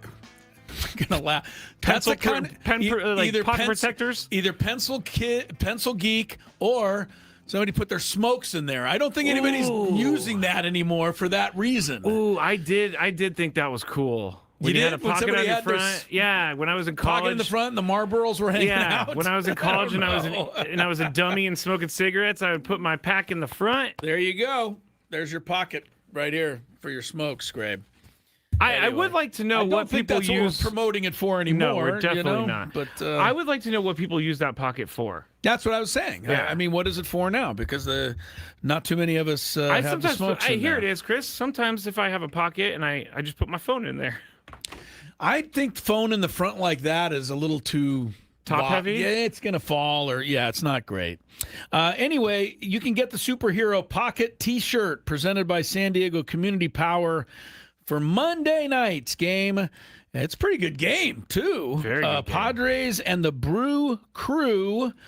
Make sure you gear up with the Superhero Pocket Tee presented by San Diego Community Power. It features Jackson Merrill and Fernando Tatis Jr., superheroes of the San Diego Padres. It is limited to the first 40,000 fans. Remember, the cheap Rangers only give it to 10,000. 40,000 in attendance will get it. The graphic T-shirt features a fun comic book design. Brings the action to life, Skrabe. It For more does? information, that says it right here. For more information, visit Padres.com/giveaways. Monday night, get there early so you can make sure you get the giveaway. Before Monday night, the weekend series with the Houston Astros coming in. That means you're going to see. Don't take my shirt off. Along with him, you're going to see Yordan Alvarez, who's having a year of years. Actually, that's worth going for. If you're on the fence, just go see someone who's having an incredible year. He's got a chance for the Triple Crown, and I mean a good chance. Yeah. For the Triple Crown. Also, Friday night, Robbie Ray's Padre debut. There we go. Will be at Petco Park. There we go. Yeah, arrive early Friday, Gallagher Square, $5 craft beers before the first pitch. Saturday night, soak up the sunset with a unique 4:15 start time. That must be Fox TV then. I'm just saying. 4:15 is a random. It's start really time. cool because I've always wanted to go to a game at 4:15. It's on my bucket list. Oh, there you go. And there it is. It's unique. It's coming up Saturday. That's got to be a national TV game. Yeah, Sunday family friendly fun as the Kids Fest, inflatables, balloons, games, all that fun stuff. And that is a 5:20 game Sunday evening because it's on NBC. Oh, Astros coming in this right. weekend. So we got a little Sunday night baseball. Yes. So we have Sunday, we have the Brew Crew Monday for the big T-shirts. We're going to get to the sports court. Yes, we haven't will. got to anything on time today, but I don't know where this came up with. Who was I talking? I was talking to Mike Winters, and we're talking about fun, goofy stuff at the ballpark. Okay, things you see, like little promotional things that teams try. For one example, back in the late 60s and on into the 70s, pretty much every Major League Baseball team, when they had a reliever came into the game, they would sit in one of those baseball cap carts. Yes, I love those things. Everybody did. There's only one place still that has it. I think it's the Nationals. And I think Jason Adam rode in it last time they were there. Yeah. Why would they get rid of that? Everyone likes it. Have you ever met a person who said, "Nah, I hate that"? No, I love it. No, but it doesn't make any sense to have it in general. Why not? It does make sense because teams change pitchers all the time. And at Petco Park, the damn guy's got to run about 200 yards from the outfield out to the mound. And then while they're running in, the ball girl on the right field foul line has to run all the way out to center field to get their jacket, run all the way back. It's a production. Sit them in the cart with the cap on, drive them in, let's play ball. I love the cap. I don't disagree with this idea. I just Bring back the cap. I think they like running into the game. It gets their blood flowing a little bit. Jason Adam didn't like it. No, Jason Adam was all about it. He was all about it. When I was a kid, there was a prize, like you could win a spot in the cart. Oh. So there was 3 seats, and I always tried to win that spot. Sure. I mean, at hockey games, they have you can sign up to try to win a ride on the Zamboni between periods at Ducks games and in do Navy that games. right now. I'm just saying, exactly. Who wouldn't want to have a fun little ride on the Zamboni? If you don't, I don't want to know you. You can ride on the cap if they had the cap. But I brought this up because Mike Winters and I were going back and forth on this. And then I thought of one of the craziest things I've ever seen on a baseball field in the promotional aspect. And if you want to look, either Skraby might put a picture up for you. In the 60s, maybe late 60s, early 70s, the Houston Astros, to try to, go along with the theme of the team, and they were terrible, right? They needed everything. They dressed their groundskeepers up in astronaut uniforms. I have seen these pictures before. It's hilarious. These poor guys are out there with brooms, and they've got the big bubble Yeah. head. I have seen this before, and I love it. It's hilarious. I would love to see the Astros groundskeepers do that today. Oh, my goodness. But can you imagine being the groundskeepers then? No. When they said, Mr. Skraby, when you go out to, manicure second base, I'm going to need you to wear the astronaut outfit out there. That would be great. Great for me, at least. There are some photos of that online, so you can Google, I don't know, astronaut grounds crew or something if you want to see the photos. Jordan but says they're pretty funny. Lake Elsinore at Storm Games used to do the dirtiest car in the lot wins a free car wash. There you go. I love that. I love little fun stuff like that. Durham Bulls. Remember, you hit the steak or whatever the bull, you get a steak. Yep. Yeah. So anyway, all right, let's do some sports court. One thing we know, we all agree that fun stuff at the ballpark is good. Do you have a sports issue, San Diego? Do you need a third party to make a decision? The guys have put on their robes and picked up their gavels. All rise. Here comes the judge. Gwynn and Chris Sports Court starts now on 97.3 The Fan. All right, if you love Mediterranean food, try Spiro's for authentic Mediterranean cuisine in Coronado or La Jolla. For dining or takeout options, visit spiroscuisine.com. I completely forgot I was supposed to go get the wigs until right now. So we got to go wigless, Chris. Yeah, we can. It's a little warm in here. I think I would probably sweat my brains out. Yeah, we should be able to get through it. Here's the first one. My girlfriend is not a sports fan, but she will go along with things to make me happy. The one thing I need her to stop doing is this, and she doesn't really think it's that big of a deal. She doesn't think it's a big deal that she wears Dodgers colors to Padres parties. She isn't a Dodgers fan. She doesn't care about baseball, but says, quote, I chose these colors because they match me better, end quote. So it's all fashion related. I asked her nicely to change the colors at least when we go to a Padres-related party. She says I am in the wrong, and I should not be asking that. Chris, who is in the wrong here? I'm going to need a little clarification. Okay. First of all, how many Padre-centric parties are we going to? Is he talking about going to watch a Padre game? Would that qualify? Probably. Yeah, basically, yeah. Okay. So you're going over to your friend's house. A bunch of people are going to watch a Padre game. And she's wearing Dodger colors, not because she likes the Dodgers. Because it's fashionable for her. For her? Yeah.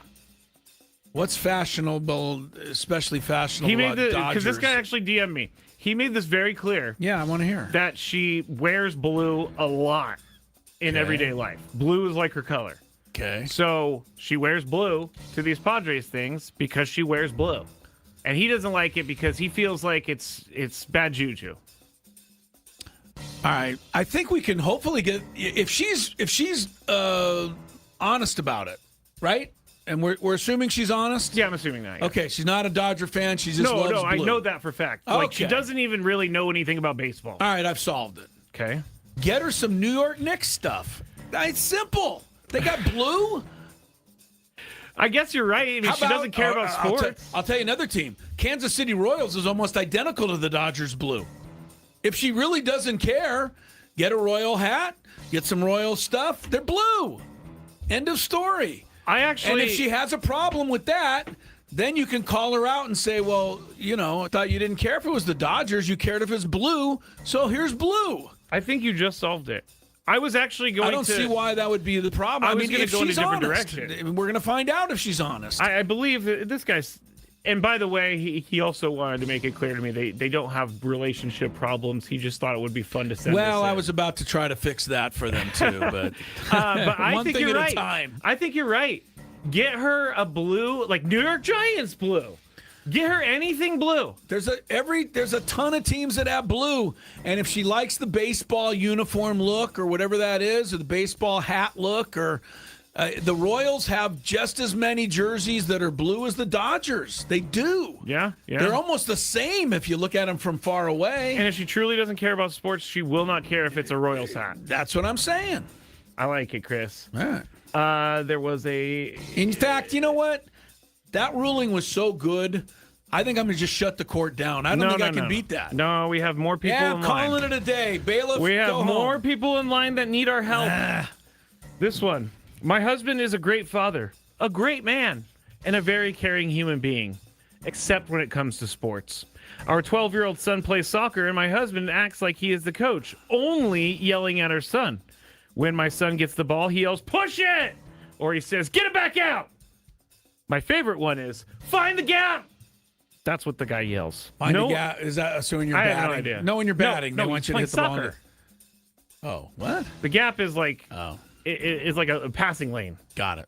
But now I lost my place. No one has said anything to him, but it's really embarrassing me, and it really embarrasses our son. I'm up first. Do I have the right to tell him to stop, or at least go stand somewhere else? Yes, you do have the right to do this. I cannot stand when people make everything only about their kids. And now everybody has to sit there and hear you scream stupid things at your kid. This is 12-year-old soccer. It is not the MLS. You can tell him to be quiet. And I would use your son and say, hey, our son is embarrassed by you. Do you want him to be embarrassed? I know people like this, and I can't stand people like this because it just makes everything about them. So, yes, go talk to your husband. Chris, the question is, do I have the right to tell him to stop? You know, I'm thinking about a movie, one of my all-time favorites, Bad News Bears, original edition. Okay. Walter Matthau. Yep. Billy Bob Thornton, Avoid at All Costs. Terrible movie.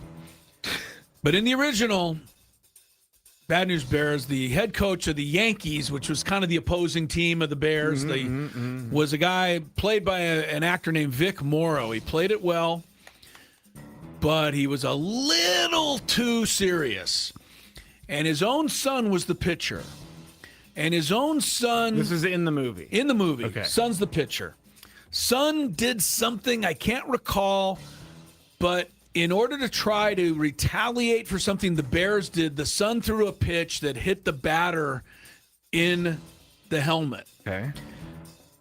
Vic Morrow, the manager, rushed out to the mound to his son and almost threw him on the ground. You could have killed that kid. What are you doing? That is terrible. His behavior that is, anyway, great acting. It's a movie, okay, but he throws the kid down. Everyone in the stadium's like, drop, silent. What the hell's going on? Vic Morrow walks off the field because he knows now he's overdone it. And the wife is standing there, Vic Morrow's wife, the mother of the kid, and she says, "You SOB," and she leaves. Now, it's a movie. Sounds depressing. Reason I brought it up, this husband deserves a little Vic Morrow treatment right about here.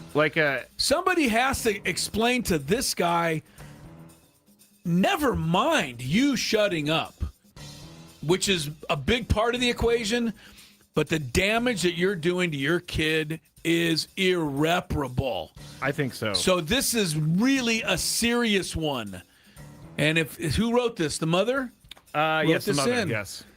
Do something here. Your kid does not need that kind of pressure. And I'm going to give you one last story, quick one. But in the Pony League, this is real life. That was fake life. But in real life, Pony League game I'm managing 15 years ago, playoff game, catcher on the other team drops catches the ball, play at the plate, our kid kicks it out of there. He's safe. His dad is in the stands across from where we were. Everybody's watching the game, having a great time. Dad starts screaming at the kid, and everyone can hear it. Oh. And he dropped the ball, and it was a big play, but are you kidding me? You feel bad for that kid immediately. The kid picked up his stuff, and he walked off the field, and he did not return. That's very sad. I am not overstating this issue.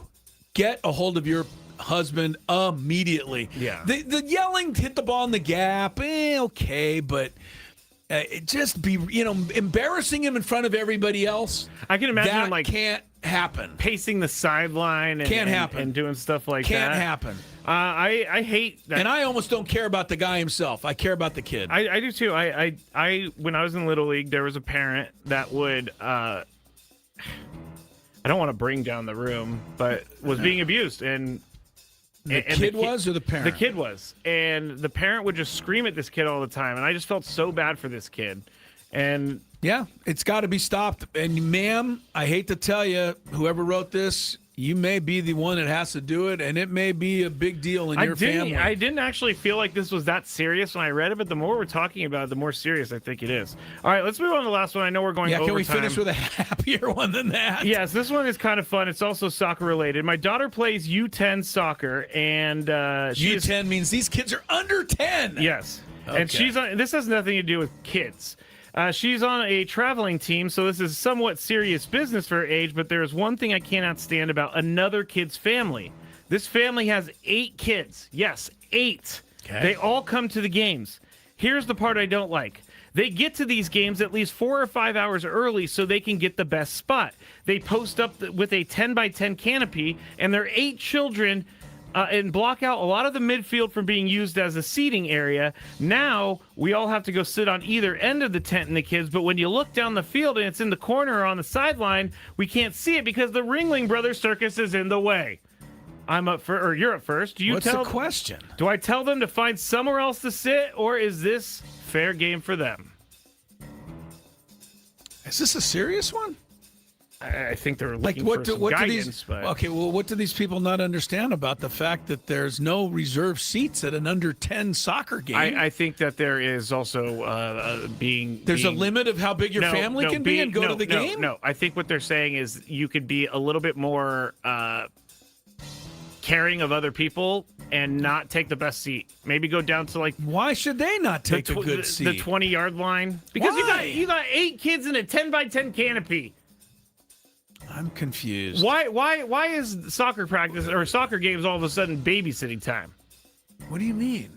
What are you confused about? The family wants to come watch somebody in the family play a game, right? So why shouldn't all the brothers and sisters be able to come watch the kid play? They can. I think it's I because don't know. I don't get this I one. think it's because they bring this big canopy and they block everything. Well, all right. Yes, that needs to be taken down. And you need to really no, you can't do that. Then all the kids are in sun. Well, then, too bad. Put some sunscreen. You can't be blocking people's view with something other than you sitting there. All right. I can't sit in front of you at a game, even an NFL game, and on a sunny day put my umbrella up because it's a little too hot for me. Yes, okay. Where you now can't see. That's all they're asking, I believe. But I'm not going to leave my seat. Maybe move out of the way a little bit so that we can actually see. I don't think they have to move, but get the canopy down. And if you really want that seat at the 50-yard line and you want to make yourself known, get a couple of people from work, 6 to 8 people, treat them to lunch, and bring them to the under 10 soccer game early, and everybody plant yourself right there on the 50-yard line. Have a big old picnic. Hell yeah. It's a free game. Maybe they'll get the message when they see you taking their spot. That's really funny, actually. All right, everybody's saying because they go so early. I mean, it's not like they're asking people to move when they get there. They go like 4 or 5 hours early, which is ridiculous. Yeah, that's their idiot thing they're doing, but I can't tell them not to do it. All right. I hate to say. All right, there was one more, but we'll maybe carry it over. Yeah, go back to grandma the one done wrong. Go back to the one before, man. Get that kid some assistance, get the dad off that kid's back. Man, I hate that. Yeah, I didn't realize. Sometimes we come out of sports court, I'm like, yeah, right. We discovered some serious issues. I can. All right, let's have a little more fun here in the next segment with Chris versus the Fans, 833-288-0973. Trivia time coming up.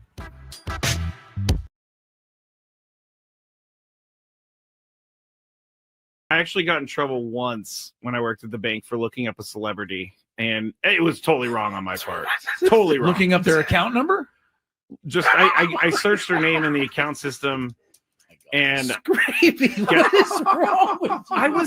I was like 19. You'd be better off. You'd be better off admitting that you wore your underwear inside out. Frankly, This guy is just searching up people's accounts.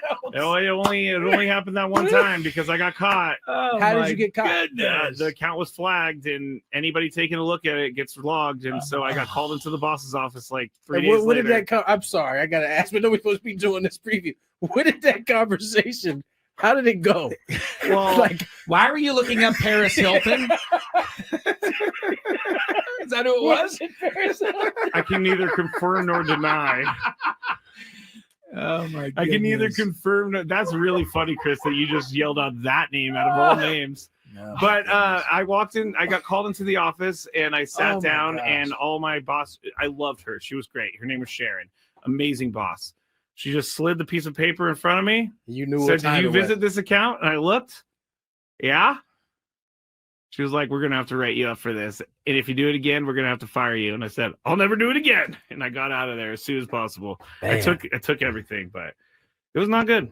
Not good. Just curiosity, huh? He's like, I wonder how much they have in their account. Yeah.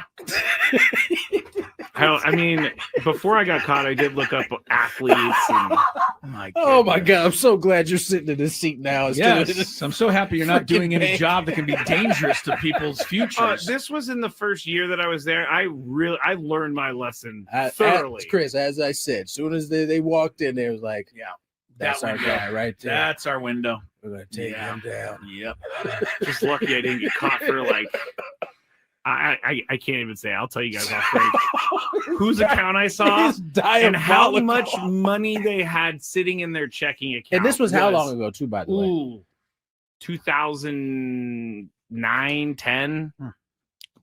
Way before I became a good person. Didn't Bank America get in trouble? Or was that it was one of those banks got in trouble? All of them get in trouble for selling information. But I heard folks like you. I wasn't selling any information. I was just wanting to see what was going on. Curious. I didn't check their account activity, which I could have.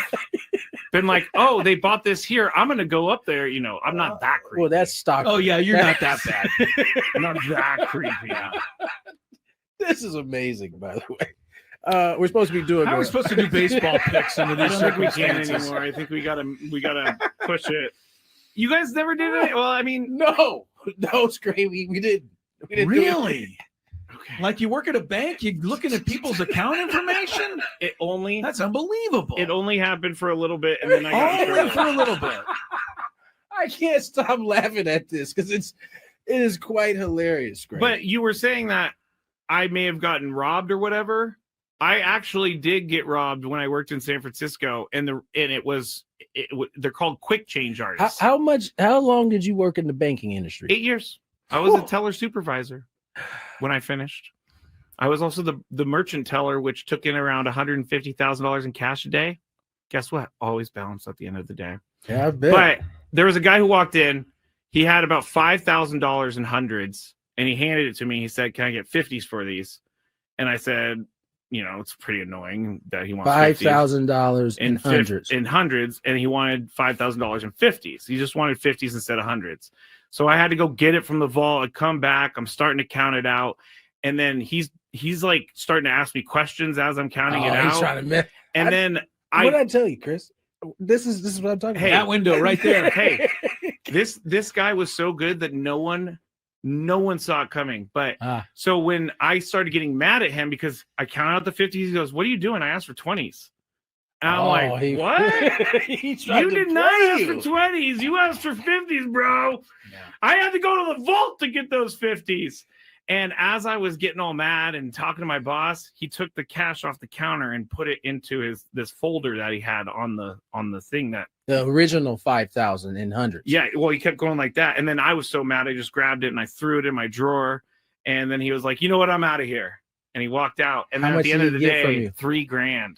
He got an extra 3 on you. $3,000. Yeah, he got $3,000. The thing about criminals like that, they can sniff out a mark, really. I'm not a mark. You are 1,000%. I was actually the bank's dog. They got you for 3 extra, and that's the only time in my 8 years that I ever had anything happen like that. I'm sure there are people who've been there 8 years that never had 0 taken. Skraby, I got a 20 here. Can I get 5 5s, please?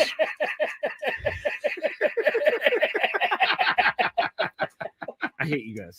Let's get to that was one of the worst moments of my life, but you know what? It taught me a lot. Never trust anyone ever again. You know what? You definitely have learned because you don't trust very many people. I don't trust anyone anymore. I actually got in trouble once when I worked at the bank for looking up a celebrity, and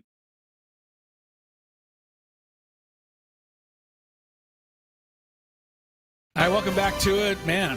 Kind of a sports court that got a little stressful there. Dark. You know? Yeah, it got dark. It got important, but it's important. There's something I don't like. That would be it. There's a lot of things, obviously. We know. We listen to our show, but parents that are just, even if you're an annoying parent, I don't like that. You know, you're rooting, you're calling, like you said, calling attention to yourself. But anybody that puts extra pressure on their kid, man, yeah, that's one thing my parents never did. Just can't be happening anymore. My parents were very good about letting me figure out my own way. I There would was say a situation where I think 99% parents are. They might helicopter a little here and there. Yeah. Depending on the situation. There was a situation. But when you're embarrassing your kid in front of all their peers, in front of all these people, and that's harm. That's tough to overturn for kids and anybody, frankly. All right, enough of that. All right, Chris versus the fans, everybody. Yeah, I know. Let's do some Chris versus the fans. We do have Padres tonight with Casey Mize making his debut. We also will hear from Robbie Ray, who did some chit-chats today, and he's making his Padre debut on Friday against the Astros. So the two Tickets new guys. available. Yes, Padres.com/tickets. Yeah. All right. So make sure you're there. Make sure you're here, and let's play Chris versus the fans. If you had one shot, one opportunity to take down the human almanac himself, howdy do. Now is your time. Listen to me, this guy is dangerous. Now is your opportunity to win a prize. Well, I hope you know what you're in for. Chris versus the fans starts now on 97.3 The Fan. And if you win today, you will win 2 tickets to Muse at North Island Credit Union Amphitheater on August 29th. You can get tickets now at Ticketmaster.com. The rules, you have to make it through 3 questions. Each question is going to get more difficult. If you get the question right, you move on. If you get the question wrong and Chris gets it right, you're eliminated. But if Chris gets the question wrong, then you're on the 3rd question, you win. All right, let's get our first contestant. Oh, if you're a first-time player, let us know before you get into it. You'll get that question for free today. Let's go to our first contestant for today. We'll go to Chris in San Diego. Hello, Chris. We don't always go to Chris's first, by the way. That's true. If you're wondering out there. Hi, Chris.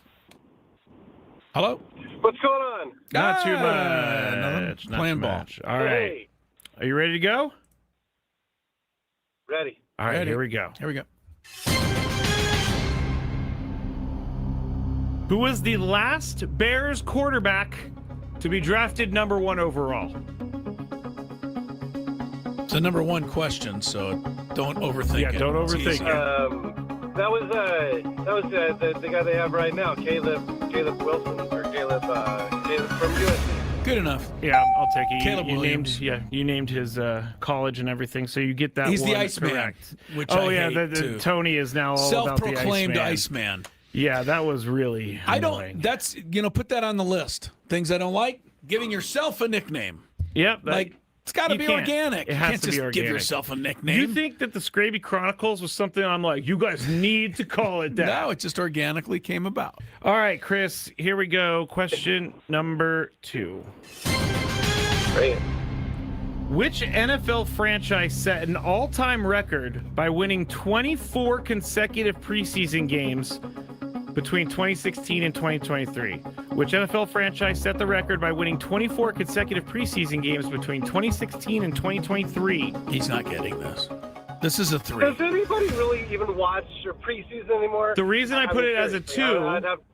Yeah, this was fairly well known, but yes. It is preseason football, and I don't expect you to come up with it. But I will tell you should guess a team because I do know the answer, so you might as well take a shot. Caw. All right, we'll go with the Rams. The Rams. Yeah, it's not the Rams. It was the Ravens, and it made no sense because they 24 preseason games. The thing that makes it interesting is the fact that they won 24 games that nobody cares about winning. So it's very weird. But I think it's a tough question. Sorry, Chris. It's the luck of the draw, though. All right. Sometimes questions are tougher. Sometimes I mess up the you classification. I've said a lot of things about you in this game, but your ability to come up with questions day in, day out, and number 1s, 2s, and 3s, I think is really, really good. And thank you. Should be appreciated. Thank you. All right. Let's go to our next contestant. We're gonna go to Cesar. Hello, Cesar. Cesar. How's it going, guys? Pretty good. Are you ready to play, sir? Let's do it. All right, There was here we go. 2 really good center fielders in Major League Baseball when I grew up named Cesar. Hey, Cesar, you name either one of those, you win the game right now. Wow. Cedeno? He got it. Cesar Cedeno. Wow. Yes. Is that? I mean, we have to do it I'm now. giving him the game. He just won the game. All right. It's over. Dang. Did you know the other one? Do you know the other one? I mean, you're already won, so now you're playing with house money now. He does not. Crespo? Cesar Cedeno played for the Astros and was a damn good player.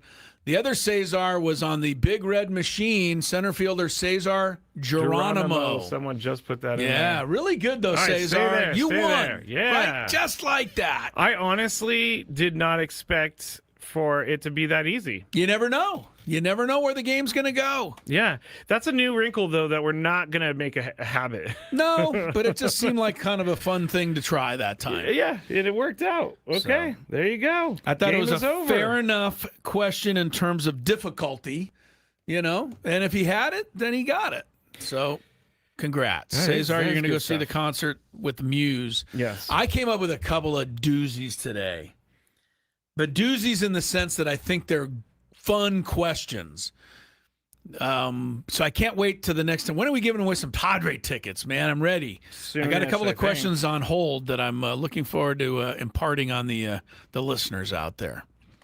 Are ravens, people are saying, because I made a caw sound like caw, like a crow. Yeah, raven's a bird. No, but aren't ravens big crows? Pretty much, I think. Yeah, that's what I thought. I think you're Everybody's fair with telling me the raven doesn't sound like a crow. And I'm like, a raven is a crow. I mean, honestly, are people quibbling with your raven sounder? They're not quibbling, but they're... What if it was the Seahawks? What sound would you have made for them? Ah! I don't think that's accurate That's either. a Seahawk. Seahawks aren't actually real. That's right. It's the one, in fact, I believe it's the one or two NFL logo names that is not a real thing. Yeah, that's true. That's true. All right, Falcons. Give me your Falcons sound. It would be similar to the Seahawks because they're both mean birds. But caw is your Raven told you. one. Caw! No, I'm talking the Ravens. Oh, caw, caw, caw. Can we hear the dolphin sounder? Yeah. let's hit the dolphin. Because nothing beats that one. Where did you find that, by the way? When we first started working together, I was trying to find sound effects, and I typed in a dolphin sounder, and there you go. There it was. It's been on the show ever since. All right, earlier today, Cubs 7, Dodgers 6. Hello, 6-game losing streak for L.A. Just for fun, I'll tell you that if the Padres win tonight, they're tied with the Dbacks. Yes, they are. And they are 9 back of the Dodgers. With 2 months to play, I got to tell you, bigger deficits than that have been made up. I'm not calling it to happen. I'm just saying. We're going to go to break now. Isn't it fun that the Dodgers have lost 6 straight, of course. though? Love that. Of course, and they're losing guys to injury now. Who'd they lose now? Dalton Rushing. They don't have Will Smith. Yeah, Will Smith's coming back in a couple of weeks. All right. But yeah, no, what would be caramelicious? That's what it's karma and great. So it's caramelicious. Okay, all I could think about is I did caramel. It took me a moment. What would be caramelicious would be for Tariq Skubal to forever be known as the Dodger curse. That would be great. Yeah, that would be that great. would be great. It would be Especially like the goat's head of the Cubs. I never had anything against Tariq Skubal. But until somebody comes clean and tells me the real story, I have to go with what they're telling me, which is you have to blame Tariq Skubal for this whole thing because he was the one who said he wanted to go to the Dodgers and really refused to go anywhere else. So the Tigers gave him what he wanted. So it's his fault. The whole thing. The Tigers. Until I get the true story, I'm going with this, and my story now is Tariq Skubal. It's his fault because he begged to go to a team, and the Tigers gave it to him. I will put it more on the Tigers because they could have said no. I know, but I'm also... We're going to talk about this in the Big Five, too. So. I know we are. We will talk about it in October, November, December, January, and February because it's going to be a big part of the whole baseball thing. Yes, it will. Cesar Cedeno. Today's winner of Chris versus the Fans.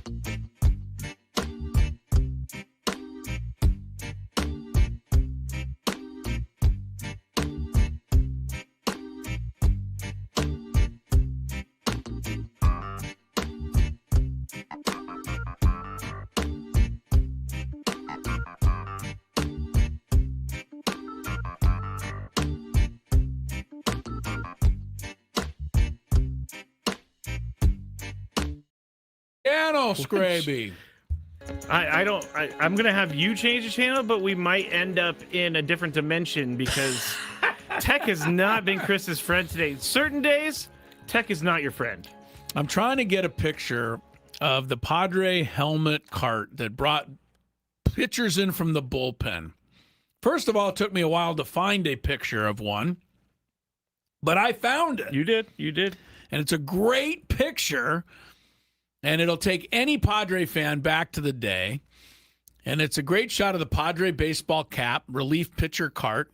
And bonus points, the players in the cart are wearing the all-yellow Padre unis from the mid-early 70s. Yes, they are. But I can't download it anywhere, and I can't figure out how to tweet it out. No. What? Here's the problem. What? He doesn't do Twitter from his desktop. He only does it from his phone. So he wants to know how to get the picture from his computer to his phone. I told him to email it to himself. The problem is he doesn't know how to email Can't get himself. it to my email. I'm not kidding people. This is what I deal with. I have downloaded the photo somewhere, but I don't know how to get it. He goes, where'd my photo go? I said, in the downloads folder. I know, but I was where's there. that? I didn't know where it was. I know I'm a little mean about the technology stuff. I know I am.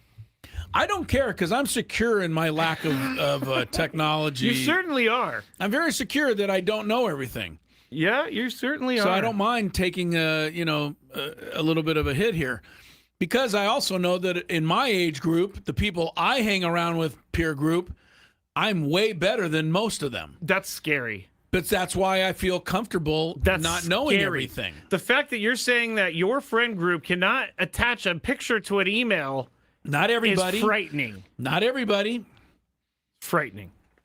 Well, I don't have it to my email yet. So don't tell me I can't transfer my email because I'm not even there. Okay, let's do this on the air. Go to your Gmail. Goodness. Go to your Gmail. I'm there. Okay, compose. Oh, interesting. Do a title that says, I don't know how to work this. I don't know how. ... Okay. And then subject. Go to your downloads folder. Oh, wait. No, you don't need to. No, you're looking too high on the screen. I can already see your eyes. Go to the folder on the bottom. Yeah. You see the downloads. I had it before. It's there. I know, but I can't. Here it is. Okay. Now find your picture. You got your picture? It. Well, now no, it's not. It didn't. I clicked on it, but it didn't come up. Come on. Click man. your picture and drag it to your email. Does anybody have an over/under on how long this is going to take? I'm going to go over there. Hold on. Here's I gotta help you. Yeah. Get over here. Here's the message. Hi, everybody. Right. Skraby's over here now. Oh, by the way, everybody. By the way, he put I don't know how in the email field. What was it supposed to be? You want to send it to yourself. It's from you to you. Oh. All right. And then we're going to go. This can't be good radio. This cannot be good radio. And then I'm just doing this. You didn't actually download it, I don't think. I thought I did. We're going to deal with this later. It's under downloads. How could I have not downloaded? It's right there. Chris ran into something that I run into that I didn't foresee, which is he downloaded a WEBP, and that's not the right file. But it's nothing you did wrong, Chris, there. All right. All right, what were we supposed to do in this segment? Because I know that wasn't it. That was definitely not it. I want to apologize for the second time today for wasting people's time. What was the first in this time? segment? When we talked about our fantasy football draft with Tony and we couldn't get it scheduled. I have something for us real quick. The Pac-12 and the Mountain West have reached a settlement, Chris. They have settled the differences, and everything's going to go into this season being okay. They had a legal dispute over exit fees and poaching penalties, and so now this is all behind them, and they can just go forward and they can figure out I know how to one build thing. it. San Diego State had to pay a lot of money to get out of there. Yeah. Probably money that they don't really have readily available, frankly. Because I know San Diego State's not the all-time richest athletic department. You know They're what I saying mean? it's $20 million for exit fee. Boise State, Colorado State, and Utah State fought this in court, and roughly $20 million per school for an exit fee. So they fought the $20 million. Yeah, I don't know if they won. So if they came to some sort of agreement, it can't be 20. Yeah. But it cost a lot to be in the Pac-12, so. But this is over. Let's go. By the way, no Pac-12 teams in the preseason top 25 of the college.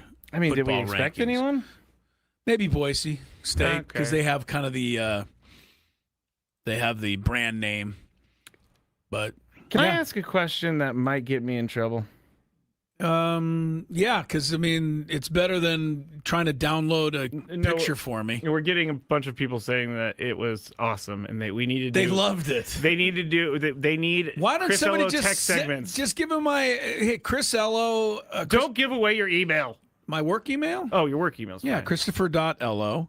I don't know why it's Christopher, but it is. Yeah, that's weird because mine was Matt. Which usually is Christopher.Ello at Odyssey.com. Send me instructions and I'll try to figure it out. All right, go. my thing is it wrong for me to just feel like the Pac-12 is the Mountain West still?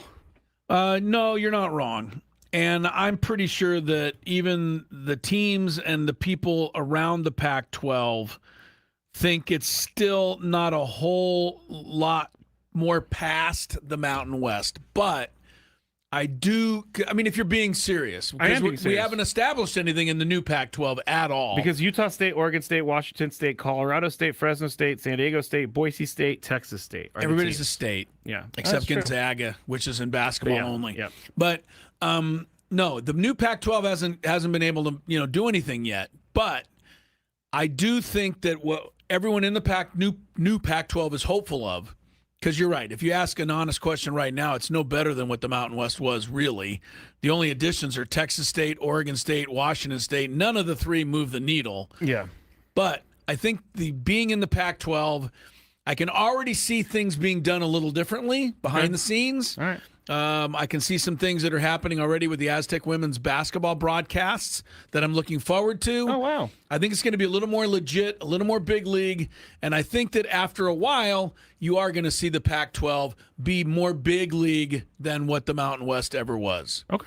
So I think I do need to give it time. I know that. you're going to have to give it a little time. It's not just going to be, hey, we're the Pac-12, and all of a sudden it's big time. Although they got a ways to go. probably fool some fans into thinking it's like important because they're fringe fans and they're not really sure what happened. Anyway, that's it. Are you okay?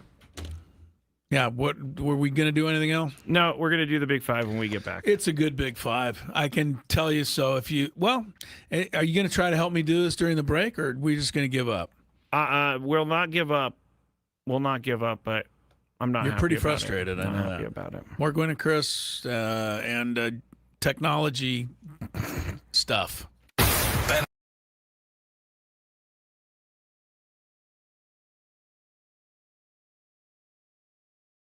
6.5 is what I said. I think I can do it. Gotta swing though.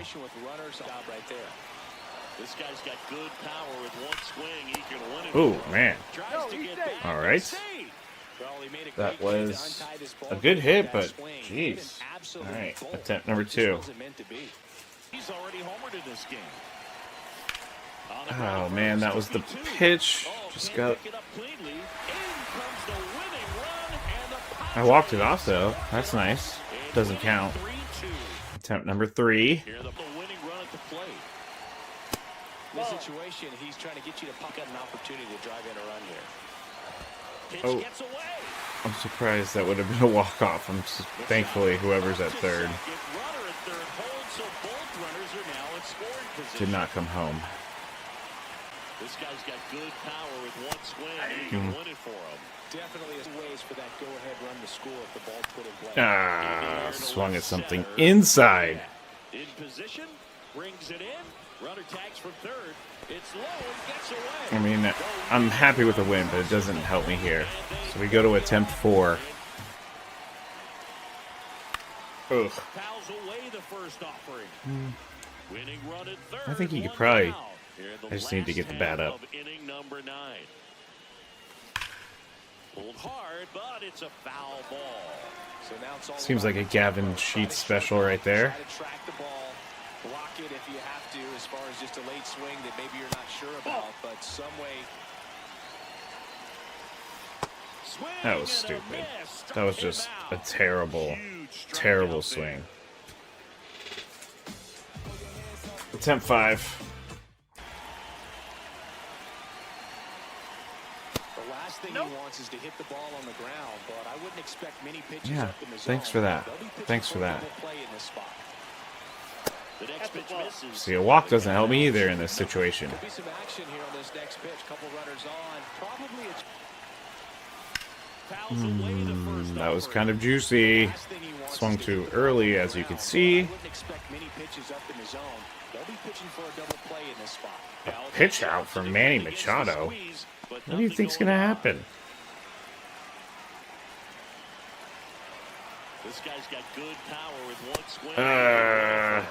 That one finds the zone. That's strike 2. That was a good one to swing at. Oh, and this one gets away. He went. Thank you, because that would have been it for the attempts. Up to second. Runner at third. Hold, so both It's my runners are now final attempt for the unders. 2-2. Oh man, I could have done it a little. I'm gonna win the game, but I'm not gonna win the bet. And he dives in with the winning run. Let's go. Attempt number 7. And win it 3-2. I think I'm getting closer though. Bottom of the ninth, one out. I think I'm getting closer. Next up for the Padres. He's already homered here in this one. Ooh, that was what? That was it right there. Just missed it. Because I stink. Good power with one swing. Oh. He can win it for him. So now it's all about protect mode. Try to shorten up. Try to track the I don't ball. think I did. Block it if you have to, as far as just a late swing that maybe you're not sure about. That was just a failed at bat from the beginning. To Tovar. In comes the winning run. Attempt number 8 on the way. Walk it off. Nope, that's the ball. Pitch down. I'm locking in. This guy's got good power with one swing. He can win it for him. This That was another one that I could have taken deep. And a 1-1. He's making mistakes, and I'm not taking advantage of them, and that's not going to get out either. Doyle gets under it. Brings it in. Attempt number 9 coming up. Third. I'm getting kind of annoyed at this point. Gavin Sheets now at the plate. 1 for 3. Ooh. Pitch gets away. Still, he's not coming home, which I don't know why he wouldn't, but Up to second. Runner at third. Hold, so both runners are now we're in on scoring attempt 9. position. This guy's got good power with one swing. He can win All right, it for him. all right. Definitely a strikeout situation Locking in. right here. Lots of ways for that go-ahead run to score if the ball's put in play. Did I do it? No. Oh, 98 miles an hour. Did I do it off the bat? Did I? Yeah! Finally! Attempt number 9, baby. 6.5 is what I said. I think I can do it. Gotta swing though. Situation with runners, job right there. This guy's got good power with one swing. He can win it. Ooh, for him. man. Tries to get back. All right. Save. Well, he made a That great play to was untie this ball a good from hit, that but swing. jeez. Hit an absolute All right, bolt. attempt number Just 2. wasn't meant to be. He's already homered in this game. On the Oh ground man, first, that was the 2-2. pitch. Oh, Just can't got. pick it up cleanly. In comes the winning run, and the I walked it off, though. That's nice. Doesn't count. Attempt number 3. This situation, he's trying to get you to puck out an opportunity to drive in a run here. Pitch gets away. I'm surprised that would have been a walk-off.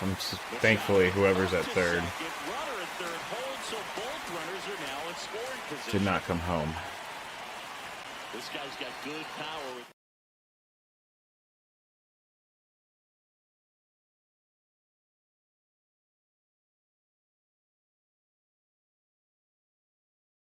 All right, the show's been a little crazy today. Time to bring it back to reality with a good, solid, old-fashioned, Skraby produced, Tony and Chris included, Big Five. I didn't get right to it. I know, I didn't realize that was your intro, but yeah, here we go. It's that time of the show when we check on the latest in sports. Only the most important topics and questions are brought to light. Stop what you're doing and listen. These news stories will astound and amaze you. The one, the only. Oh my God, who the hell cares? The Big Five starts now on 97.3 The Fan. And we are broadcasting live from the Bill House Studios where we know how. Tony out in Arizona in what I just imagine to be one big swimming pool type of feel in there, like chlorine in the air. I don't know why. It just seems like that. They got to dump a gang of chlorine. They do have a swimming pool, but I mean, it's kind of small in comparison to the size of the entire building. The building sounds like a big swimming pool area. Oh, the building. Oh, I got Well, it. Yeah, and so it just makes me think it just stinks of chlorine. Well, I also think the reason for that is it's largely, at least on television, Tony, it looks empty. That's true. Yeah, Where is everybody? The Diamondbacks are ahead of the Padres in the And standings. listen, I remind you that it is a Monday through Thursday series, and the Padres are in a different class when it comes to attendance. Everybody isn't pulling in 40,000 on a Monday against whoever. That being said, this was a big series. I expected to see more people here, and it hasn't been that way. 22 each of the first 2 nights. Were you on at TV, Zonies? On the TV, it looked like 2, not 22. Yes, it did. They need to place the people in certain pockets better. Yeah, So well, they're that not going to does- do that. All right, let's go into Number 5. Casey Mize is going to be making his Padres debut tonight on the mound. Robbie Ray is going to be going Friday. What are you guys looking for tonight, Chris?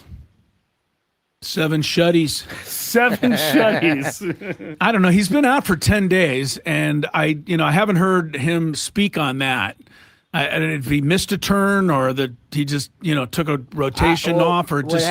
What happened was he was told right after the All-Star game. I think his start was coming up. Oh, The skipper told him that the GM said, "You're not going to start if you are here." He had a date that he was going to start after the deadline if he was still there. Got it. All right. Well, 7 shutties. He's well rested. Helps his groin rest too. Seriously. I'll be honest with you. That's my only concern, and I guess I'm a worrywart, but groins are finicky. They're finicky, right? And he's been on the IL 3 times with that this year. But yeah, it's come out of it healthy.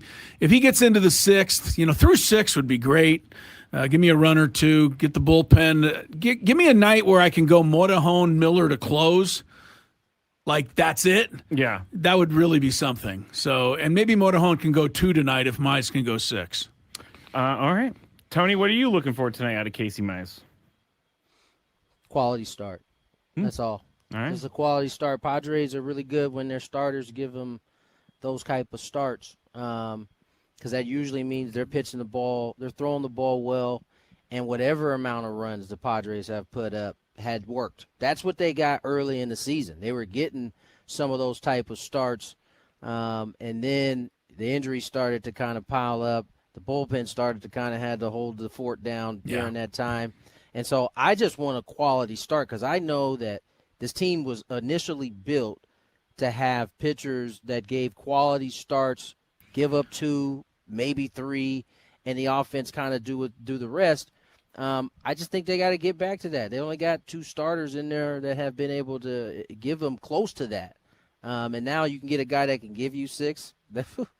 By the way, shout out to Randy Vasquez last night for doing his thing. He gave us 6 last night. We mentioned it before for sure. It was great to see that. It was. You know, I mean, with Ray Friday night, you have a chance for, another 6 there because he almost always goes 6. And all of a sudden, you're looking a whole lot better, even if you're not, getting shutout baseball. You're just at least extending the game so the relievers aren't going to be worn out. So that's a big deal. I hope. Number 4. I agree. I can't wait for the grunting. I'm ready for the grunting. Yeah, Robbie Ray. Yes. Friday night, he'll be here. I'm glad that his horse finally made it to Arizona last night. Yeah, can we get him on the flight to San Diego, Tony, so he gets here a little quicker, please? I heard that he and Ruben Niebla worked together after the game last night, so he was ready to Whisper. go. Yes, Whispering. Who did?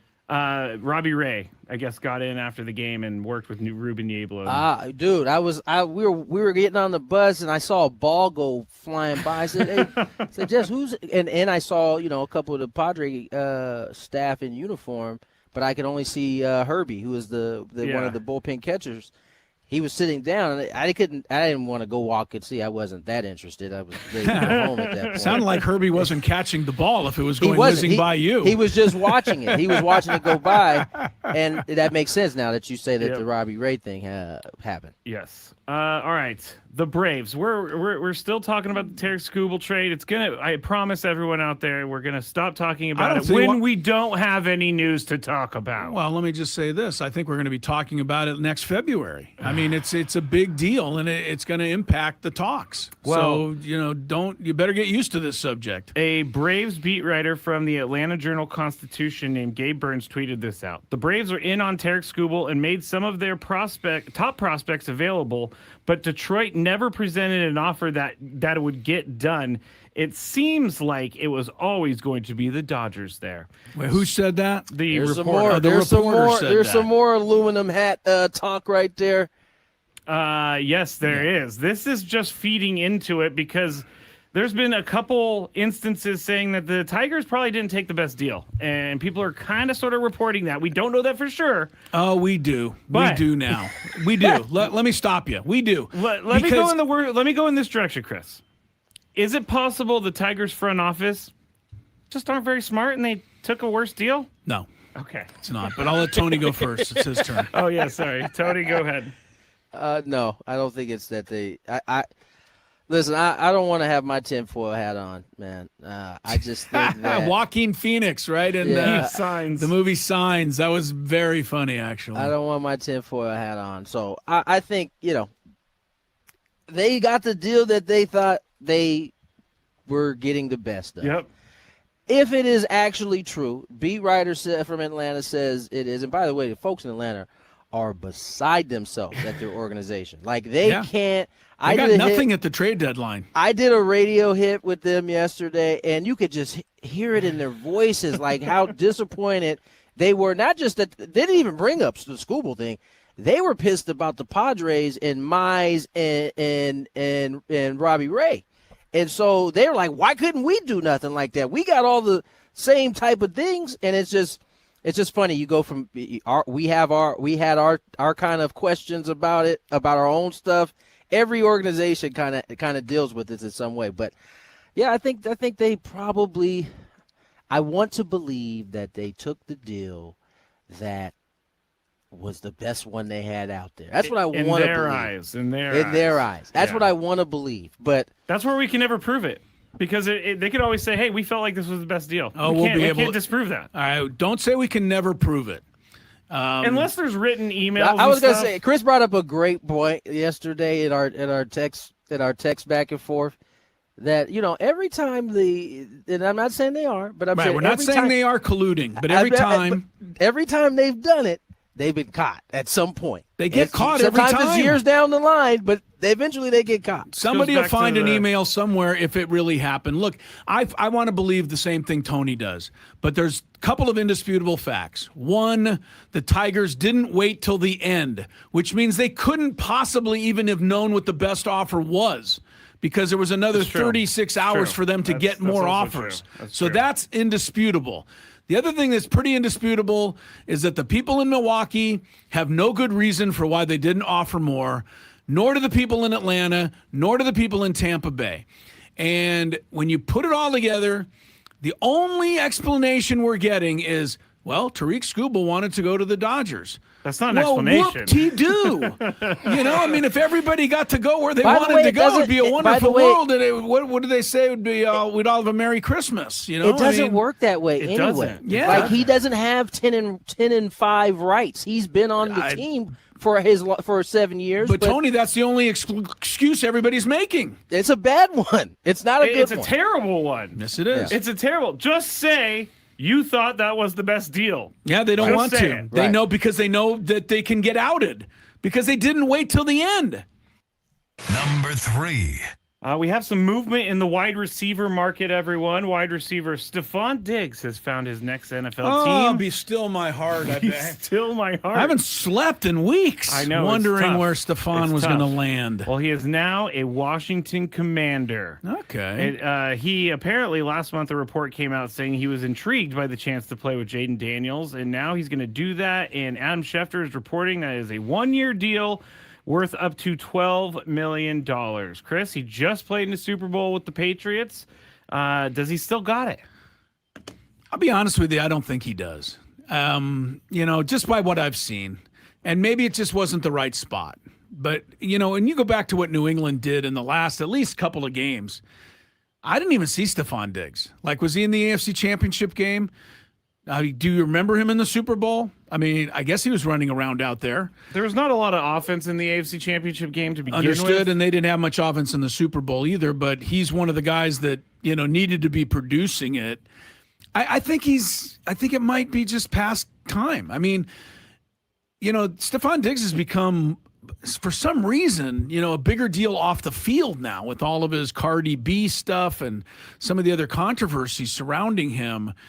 And in a sports sense, it's too bad because He had I 85 thought catches for. I was about to say his for 1,013 yards. Yeah, 1,013. okay, so that was his last year. Yes. Yeah. And I'm not okay. Let me just. And he did not have a big performance in the playoffs. I'll give you that. All right. Well, let me quantify it just for the hell of it. 1,013 yards though over 17 games.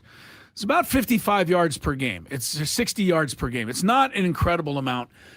He's nowhere near what he was right in his heyday. So I think we maybe we'll all agree on that. So can he be a third receiver? You wonder if a diva like him can be a third receiver. And I bring up Odell Beckham Jr. as an example. It's not easy for those guys. Well, okay. So Because he's I guess not the I number should've one asked, guy, is he? Instead of does he still got it, I guess I should have asked what level of receiver is he to you? And you're going to say wide receiver 3. Tony, you can answer both questions. Does he still got it? Who is the Commander's number 1? I don't know. Terry McLaurin, Yeah, maybe? Terry McLaurin. Yeah, they don't have a standout Hall of Famer.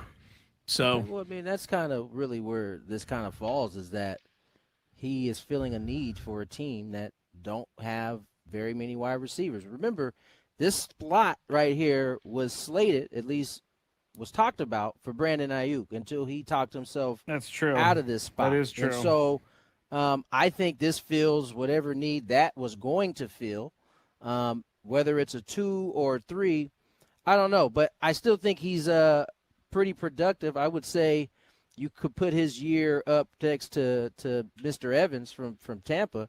You ain't going to see a whole lot difference. Only difference is Evans is going to score you a bunch of touchdowns down at the end. But in terms of yards, I don't know that Evans had that many catches last year. well, Evans missed a lot of the season. Yeah, and he's true. about to miss a lot of the season, too. All right, well, let me, Why? you know what? His Your quad is 49er concerns are for another day.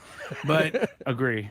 all right, let's just say this. I guess I guess I would say 2, 3 in that area in Okay. terms of receiver. That's I don't fair. think he's a number 1 anymore. Yeah, that's fair. All right, well, I'm going to just finish it by going out on a limb then, and I'm going to predict that this doesn't work out too well. So I just don't see Diggs in that spot.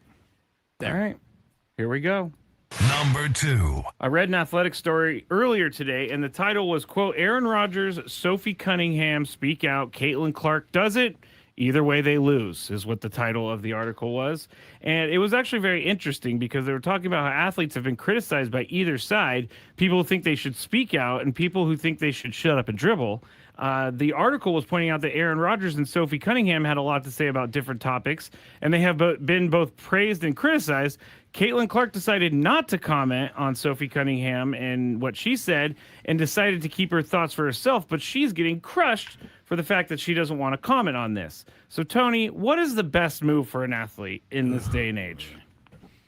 The best move is to do what moves you to do. Yeah. And don't give a you-know-what about what everybody else to say to it. Understand, though, that one way or another, there's going to be criticism, and you just got to deal with what's coming. It sucks, man. Like it really does. Like it does. Like both sides of that, right? Whether you speak out on something, the people who agree are going to praise you. The people who disagree are going to hate you. And if you don't say anything, you say, you know what? I'm going to mind my own business, keep my thoughts to myself. Oh, you can't stand on anything. You know, then you get that criticism. So, like, it's annoying. Social media sucks. I'm just going to say it. That's where all of this is really coming from. Because guess what? People would have their opinion. We would know about it. Yeah. It would be somewhere in Indiana, somewhere in Georgia. We would never know. But now, because of social media, we know everybody's opinion. And we got to have these conversations. Did you know that the creators of the internet said if they knew what the internet would become, they wouldn't have created it? Chris, what do you have to say? I don't know. I'm on the internet right now. You're interrupting me. Yeah, I mean, look, in both cases, right, Aaron Rodgers said, I think his comment had to do with Fauci, something along those lines. Yeah, and he was told to shut up and play quarterback, all right? Sophie Cunningham talked about the transgender situation, and now, since her comments, there are rallies outside for and against her. It's crazy. At every game they play. Yeah, so, it's wild. So let's get to Caitlin Clark, because I think the biggest criticism of Caitlin Clark right now is, well, you should comment and you should share your opinion because of who you are. I just want to remind her, because she's the face of the league, right? I just want to remind everybody that Michael Jordan's most famous comment was that Republicans buy sneakers too. Yeah. Michael Jordan said nothing about nothing ever, and it served him fine. Yeah. I'm going to totally defend Caitlin Clark's right here to not have to respond to a really tricky question. The whole transgender playing sports thing, anything I just say after that, I could get myself in trouble. It's true. I think there's in our day and nothing age, to say because there's no correct answer to that one. Here's the thing is you can do what Caitlin Clark did and Michael did, which is not necessarily make your opinion known, but do whatever you need to do, you know, in the background, as we saw Michael do. Like if whatever side you decide to be on, it doesn't have to be for the masses to know and understand. That's just here now that they started doing that. That wasn't the case before. No, I give Caitlin Clark the totally stand behind her on this one. Yeah. I don't think she has to step out into a situation where she's now going to have half the people in the world hating her. I think a lot of people these days they require people like Caitlin Clark to have an opinion. But I explained why I don't think that's true. And this is where we all get caught up in. They can require all they want. I don't have to do anything. And I'm okay with that. Like, we fall victim to that idea that we have to somehow conform to how other people want us to move, walk, behave. Nah, like if I don't want to give you my opinion on something, then I'm not going to give it to you. Fair. Number 1.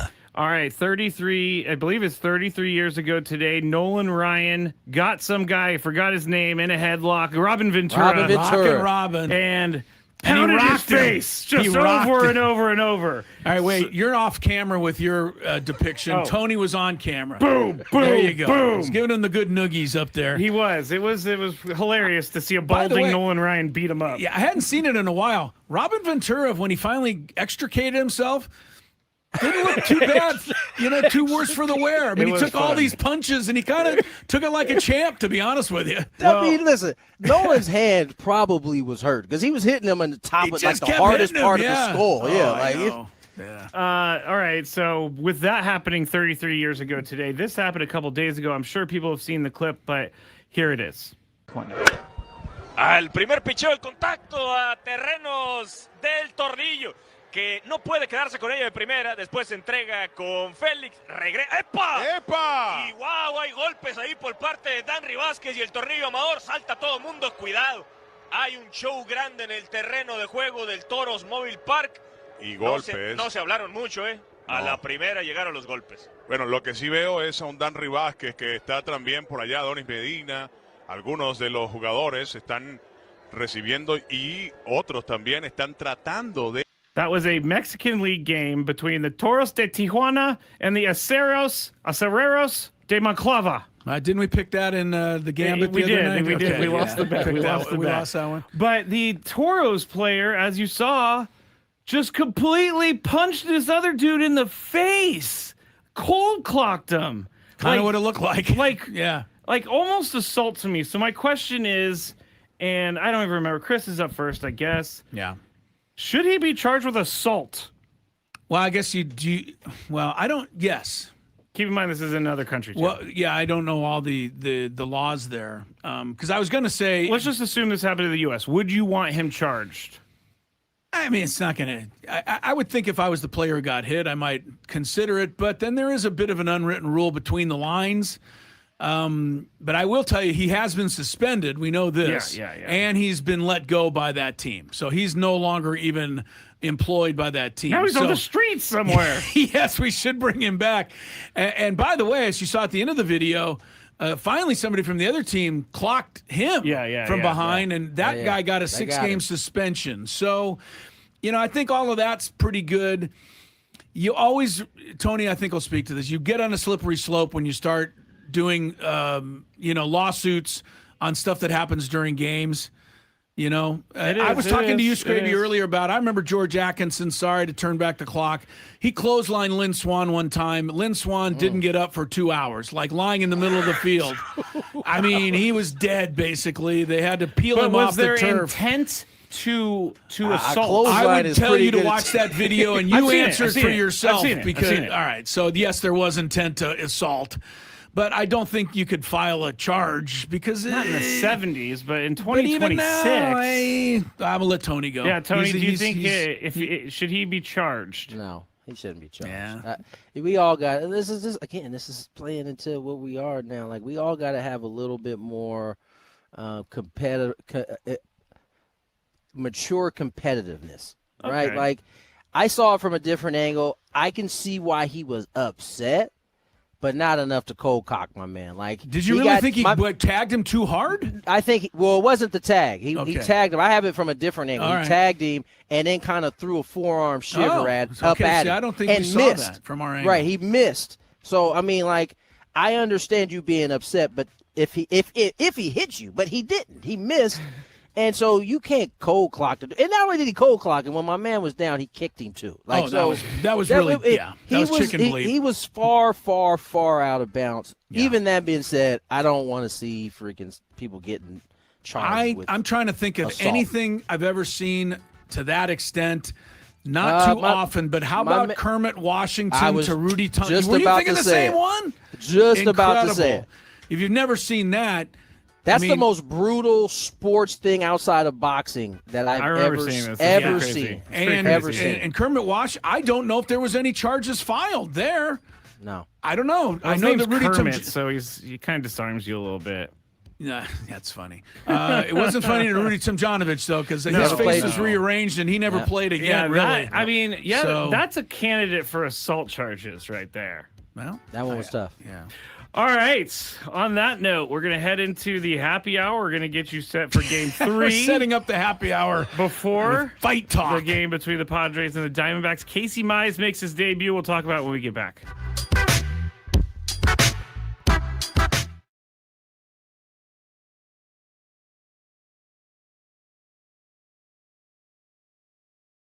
And what is before they try, what is the heat index they're facing? Do we know? Or Well, you could look up the Scoville on a ghost pepper. Yeah. It's one of the world's hottest. There's a couple of hotters. Scoville's the measurement unit. The X pepper and all of that. Thanks for the education, because I did not know. I've allowed milk and bread, but if I was asked, tell I'd have us said the no. actual rules of this. Like the rule is, see if you can do it. I guess you guys alternate spoonfuls until one of you can't. One of you can't do it anymore. Yeah. That's not happening. Until you can't do it anymore. Fulls. I will take And one. the winner, spoonful of Skraby, this. has a jar of a couple of my jars. I think they products. both are winners if they pass this. For I the hate to winners. say, yeah. Yeah, of course. There will be no back and forth. There will be one spoonful. Now, this is the one that he has right now. The 38? Maybe. Okay. All right. No, Maybe. this right here, I've been putting on some of my turkey burgers. Good stuff. This is hot. Okay. All right, are we doing All right, this? hold on. Here we go. All right. Let's Adam's do it. ready. This is a There, full away he goes. spoonful He of does the- have a full spoonful for those listening. This is I'm literally sweating watching him That's do a this full right now. spoon? That's a full spoon. All right. That is a full down the spoon. hatch we go. All All right. right. And man, he went the whole thing. He did not. He did not trickle that down the throat. He He just hasn't reached for the milk yet. Scraby's coming over. When does the heat kick in? Oh, I knew it. When does the heat kick in? Wow. You better go, dude. There goes Skraby. Skraby, both did did it. you swallow that, Skraby? Yeah. That is some good stuff. It's delicious. delicious. We're gonna see it. Tasty. I'm gonna watch you now. I'm feeling it already. I am. Are you? No. He's Adam's feeling good. feeling nothing. All right, so take another spoonful, Adam. You'll win. Oh, come on. Now we're double dipping. Yeah, he's all you one can't put your spoonful. same That's spoon not in what there. the The competition's all about. We always said Spoonful that. too? Yeah, go for Oh it. yeah. I always said that Adam Klug was kind of had a. I at least used a different spoon, no double dipping. All right. I didn't know where I don't. I think always it thought matters. Adam Klug had a cold persona, but evidently it's just the opposite. All right. Big He boss is Michael handling Valens it. in the Wait, YouTube no, chat, dog. by the way. What you waiting on? You let laughing at drip in your hand. Oh, okay. Skraby, where are you? Let me see. Okay. I'm just looking at Adam, and Adam's not having any problem at all. Look at you, Adam. Adam is back to. College But boy. this I must tell you, Tony, hold on. that Adam has cashed the check. Yeah, he did. Yeah, he did. cashed You his said I check. wouldn't be able to catch I it. did. No, you I cashed sure it, did. man. You You proved me cashed it wrong, for my sure. friend. I gotta Skraby, tell you though, this is further proof that whatever we got him with that the tie, tie thing, was yeah, because super weak. this is less than a 10, he's right? He's over here having a difficult time. You're turning a little red, The time Skraby. was just as bad. You're turning a little hit me red. By the way, faster. this is delicious. Oh my Oh, God! he's Take going another first. one. Yes. Come on, Adam. Wow, you're gonna have to come back in 6 months with like an 88. Oh. 38. We'll have to go with the higher Scoville next time. All right. Oh, wow. Look at this guy. He's talking Drop. trash now. Well, he I haven't had a sip of milk or bread. He hasn't even reached for it. No, he doesn't came out even of the need the gates bread. talking trash. All right. All right. Now Hey, I'm man. going to take another one. What? Well, Why you got are to you got a doing whole this other to spoon. yourself? No, because I don't want. You don't want Adam to say he By has the way, wing sauce, yeah, he baby. get the whole Full spoon, get the same baby. thing that like he's dropping it all in there. Keep the studio clean. It's all anybody's Big worried boss about. Michael watching over here. Come on. Ooh, boy, Skrabe, get back in front of the camera. Your face is red, Skrabe, isn't it, Tony? Are you I'm seeing sweating. the same thing? You are sweating. Your face is definitely. Why do you keep doing this? You're not feeling anything? Adam isn't even Anything? moved over I there. feel a 1 or maybe a 2 out of 10 here. Wow. Adam That's Klug, ridiculous because I'm. Wow. Adam Klug is a tough Maybe son now of a bent gun. over the trash can. No, over I had there. to spit. I was going to say it looks like Adam Klug may be producing the rest of the show because he's fine. Skraby may need Skraby's to going to go the get Yeah, you know, assistance. here's want the milk, dude. It might Frank work predicted better. that. No. Oh, did he? Frank Skraby's having predicted that. bread. Oh yeah, that Adam would just cruise through this with Frank no problem. predicted this. He did. Frank on the last show. I said know you Adam had would it have like no that. problem. He did. I got a newfound respect from Tony Gwynn Jr. Yes, here. you do. So- all right. So Skraby has the prizes for you, Adam. You have one, a jar of the ghost. You can pepper have as much of this salsa. as you want at all And times. the, Yeah. Mr. Lane's roasty 38 chili powder. You should let me have that chili powder though. I think I do. I think I would do more damage. Started with off this. giving me the mild. And what is before they try, what is the heat index they're facing? Do we know? Or Well, you could look up the Scoville on a ghost pepper. yeah, It's one of the world's hottest. it's been a bit of an effort today. Gwynn Chris, 97.3 The Fan, broadcasting live from the Bill House Studios. We know how. All guests on the program, SDCCU Fan Hotline. It's not big bank banking, it's better. Earlier, Sam Dykstra from MILB.com was on that hotline. And if you want to know if the Padres gave up too much at the trade deadline or just enough, Sam is your man. Go back and you can enjoy the interview. It took place at about 2:30 today, 2:40. Yeah. Or you can just download the Odyssey app or all of this stuff. Go to YouTube. 97.3 thefantasy.com. All of it for Sam Dykstra. You'll be a lot smarter once you hear that. Tony Gwynn Jr. and I rolling along. Tony was with us for the Big Five there. It was a good Big Five. I will say that. It kind of redeemed ourselves a bit with the Big Five. So we get into the happy hour now, Mr. Skraby. And, we're all going to be happy if Casey Mize makes a great debut for the Padres tonight. He'll make his first start. He was the 2018 #1 overall draft choice in Major League Baseball. Got me thinking, Skrabe. I know where you're about to go, but I will tell you this first.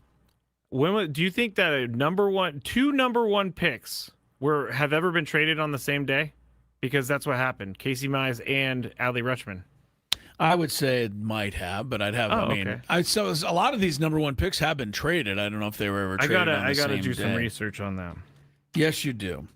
So I thought I would. Now, some of these guys I'm going to give you. Mike Ivy was the #1 overall pick. He was a catcher infielder by the Padres way before everybody's time, 1970, the second year of the team's existence. Mike Ivy was a pretty good hitter, Skraby. He got a case of the yips. Could not throw the ball from the catcher back to the pitcher. Wow. His career pretty much ended right after that. 1972, the Padres had the #1 pick as well. Guy by the name of Dave Roberts, not the one you're thinking of. Not the Doc. one too many of us are thinking of. He was a third baseman. Had a few little moments with the Padres early in his career, but not much. So I want those guys out of the list. I included them just for fun. But if you take those two out, because those are so far ago. Oh, there one more. Bill Ullman, 1974, out of Brown University. You know Brown, that bastion of developing baseball talent. Yeah, Padres went #1 on Bill Ullman. That didn't work out too well. He was a shortstop. Hit about 250. Oh, shocker. Another. Yeah. So the Padres have always loved shortstops. Another disaster there. And I don't want to say disaster, but Bill Ullman, I don't think ever made an all-star team. So if you take those three long ago names out, see how many of the remaining 4 players that I have here, besides Casey Mize, who will be the 5th, former #1 overall pick who played for the Padres. See how many you can come up with out there. See what I mean? Like Casey Mize, #1 overall pick. Tonight he'll play for the Padres. There's 4 other guys that qualify in that same category. How many can you get? Give me one. I'll go with the one that was most recent, I believe, Matt Bush. Matt Bush. Not correct, because I don't think he ever played for the Padres. See, I didn't know. Yeah. I didn't know. So I wouldn't include him, but you did take him off the board, which is okay. So there's 4 other guys, along with tonight, Casey Mize. Who are the #1 overall picks who played for the Padres? See how many you can remember. In the meantime, a guy who wasn't a #1 overall pick, but he was picked up here on the trade deadline day, Robbie Ray, finally arrived with the team last night. We're being so mean. He probably had things he really had to do. He really had to. Yeah. I'm sure he did. He's also not pitching till Friday, so it doesn't really have much to do. Didn't matter a whole lot. But Robbie Ray did meet with the media for the first time today, some of the San Diego media. Here's a little bit of Robbie Ray's first visit with the new hometown team. Feel to be a Padre? I'm excited. It's a good group of guys. Everybody's been super welcoming. My first day here, so I'm definitely excited to get going and to help this team out. I'm sure you weren't too surprised by the move, but any surprise in where you ended up? Only because we were just there in San Diego, and I flew all the way to Texas to come back to here. So, but other than that, San Diego's a great place, great fans, great city. great weather. So just thrilled to be here. It's kind of interesting that it's the last team you faced and did really well against, and that might have had something to do with the decision, huh? It could have. Yeah, it definitely could have. Hey, how much does your playoff experience, do you think, help in situations like this? Because obviously that's the goal of this team. What do you think you can contribute from that side of it? Yeah, I mean, it definitely helps to have been there before. Obviously, haven't gone to the World Series, but that's something that I'm striving for, and this team feels like the team that can do it. And any way I can help, I'm here. It's not your first trade. Does it help having gone through this before to sort of get acclimated with a new clubhouse and everything? For sure, yeah. I mean, this being my 5th trade, coming to a new team, it makes it a little bit easier. I know some guys on this team already that I've played with before, so it definitely has helped with being traded before. What have the last 48 hours been like for you? You gotta take us through the flights and the scramble. Yeah, went all the way out to Texas. Took the whole family there, packed up the whole house. And then obviously a deadline day, felt like a trade was coming, didn't know where. And then heard from Buster, heard from AJ. They both said, told me about the trade and everything that was going on. And then so packed everybody up and tried to get here as quick as I could. Got here yesterday. And now we're here. By the way, I'm sorry about the Domino's What was game. going? I was going to say, what's going on behind it? Was somebody playing Pachinko or something back there? I don't know, but it was so loud. It was like the microphone was on the table. Good interview by Bob Scanlon, as always. There will be more that you'll hear during Sam's pregame. Of course you will. And, I don't expect anything different, but just for fun, those were all stock answers from Robbie Ray. And fine. At least it wasn't like, didn't really want to come here. So, everything was, I'm excited. I'll do whatever I can to help the team. That's all I care about. But it's hearing. what I want to hear. Yeah, it is. So. We found out that he has a family, Chris. He has a family. He had to pack up a house. Had to pack them all up.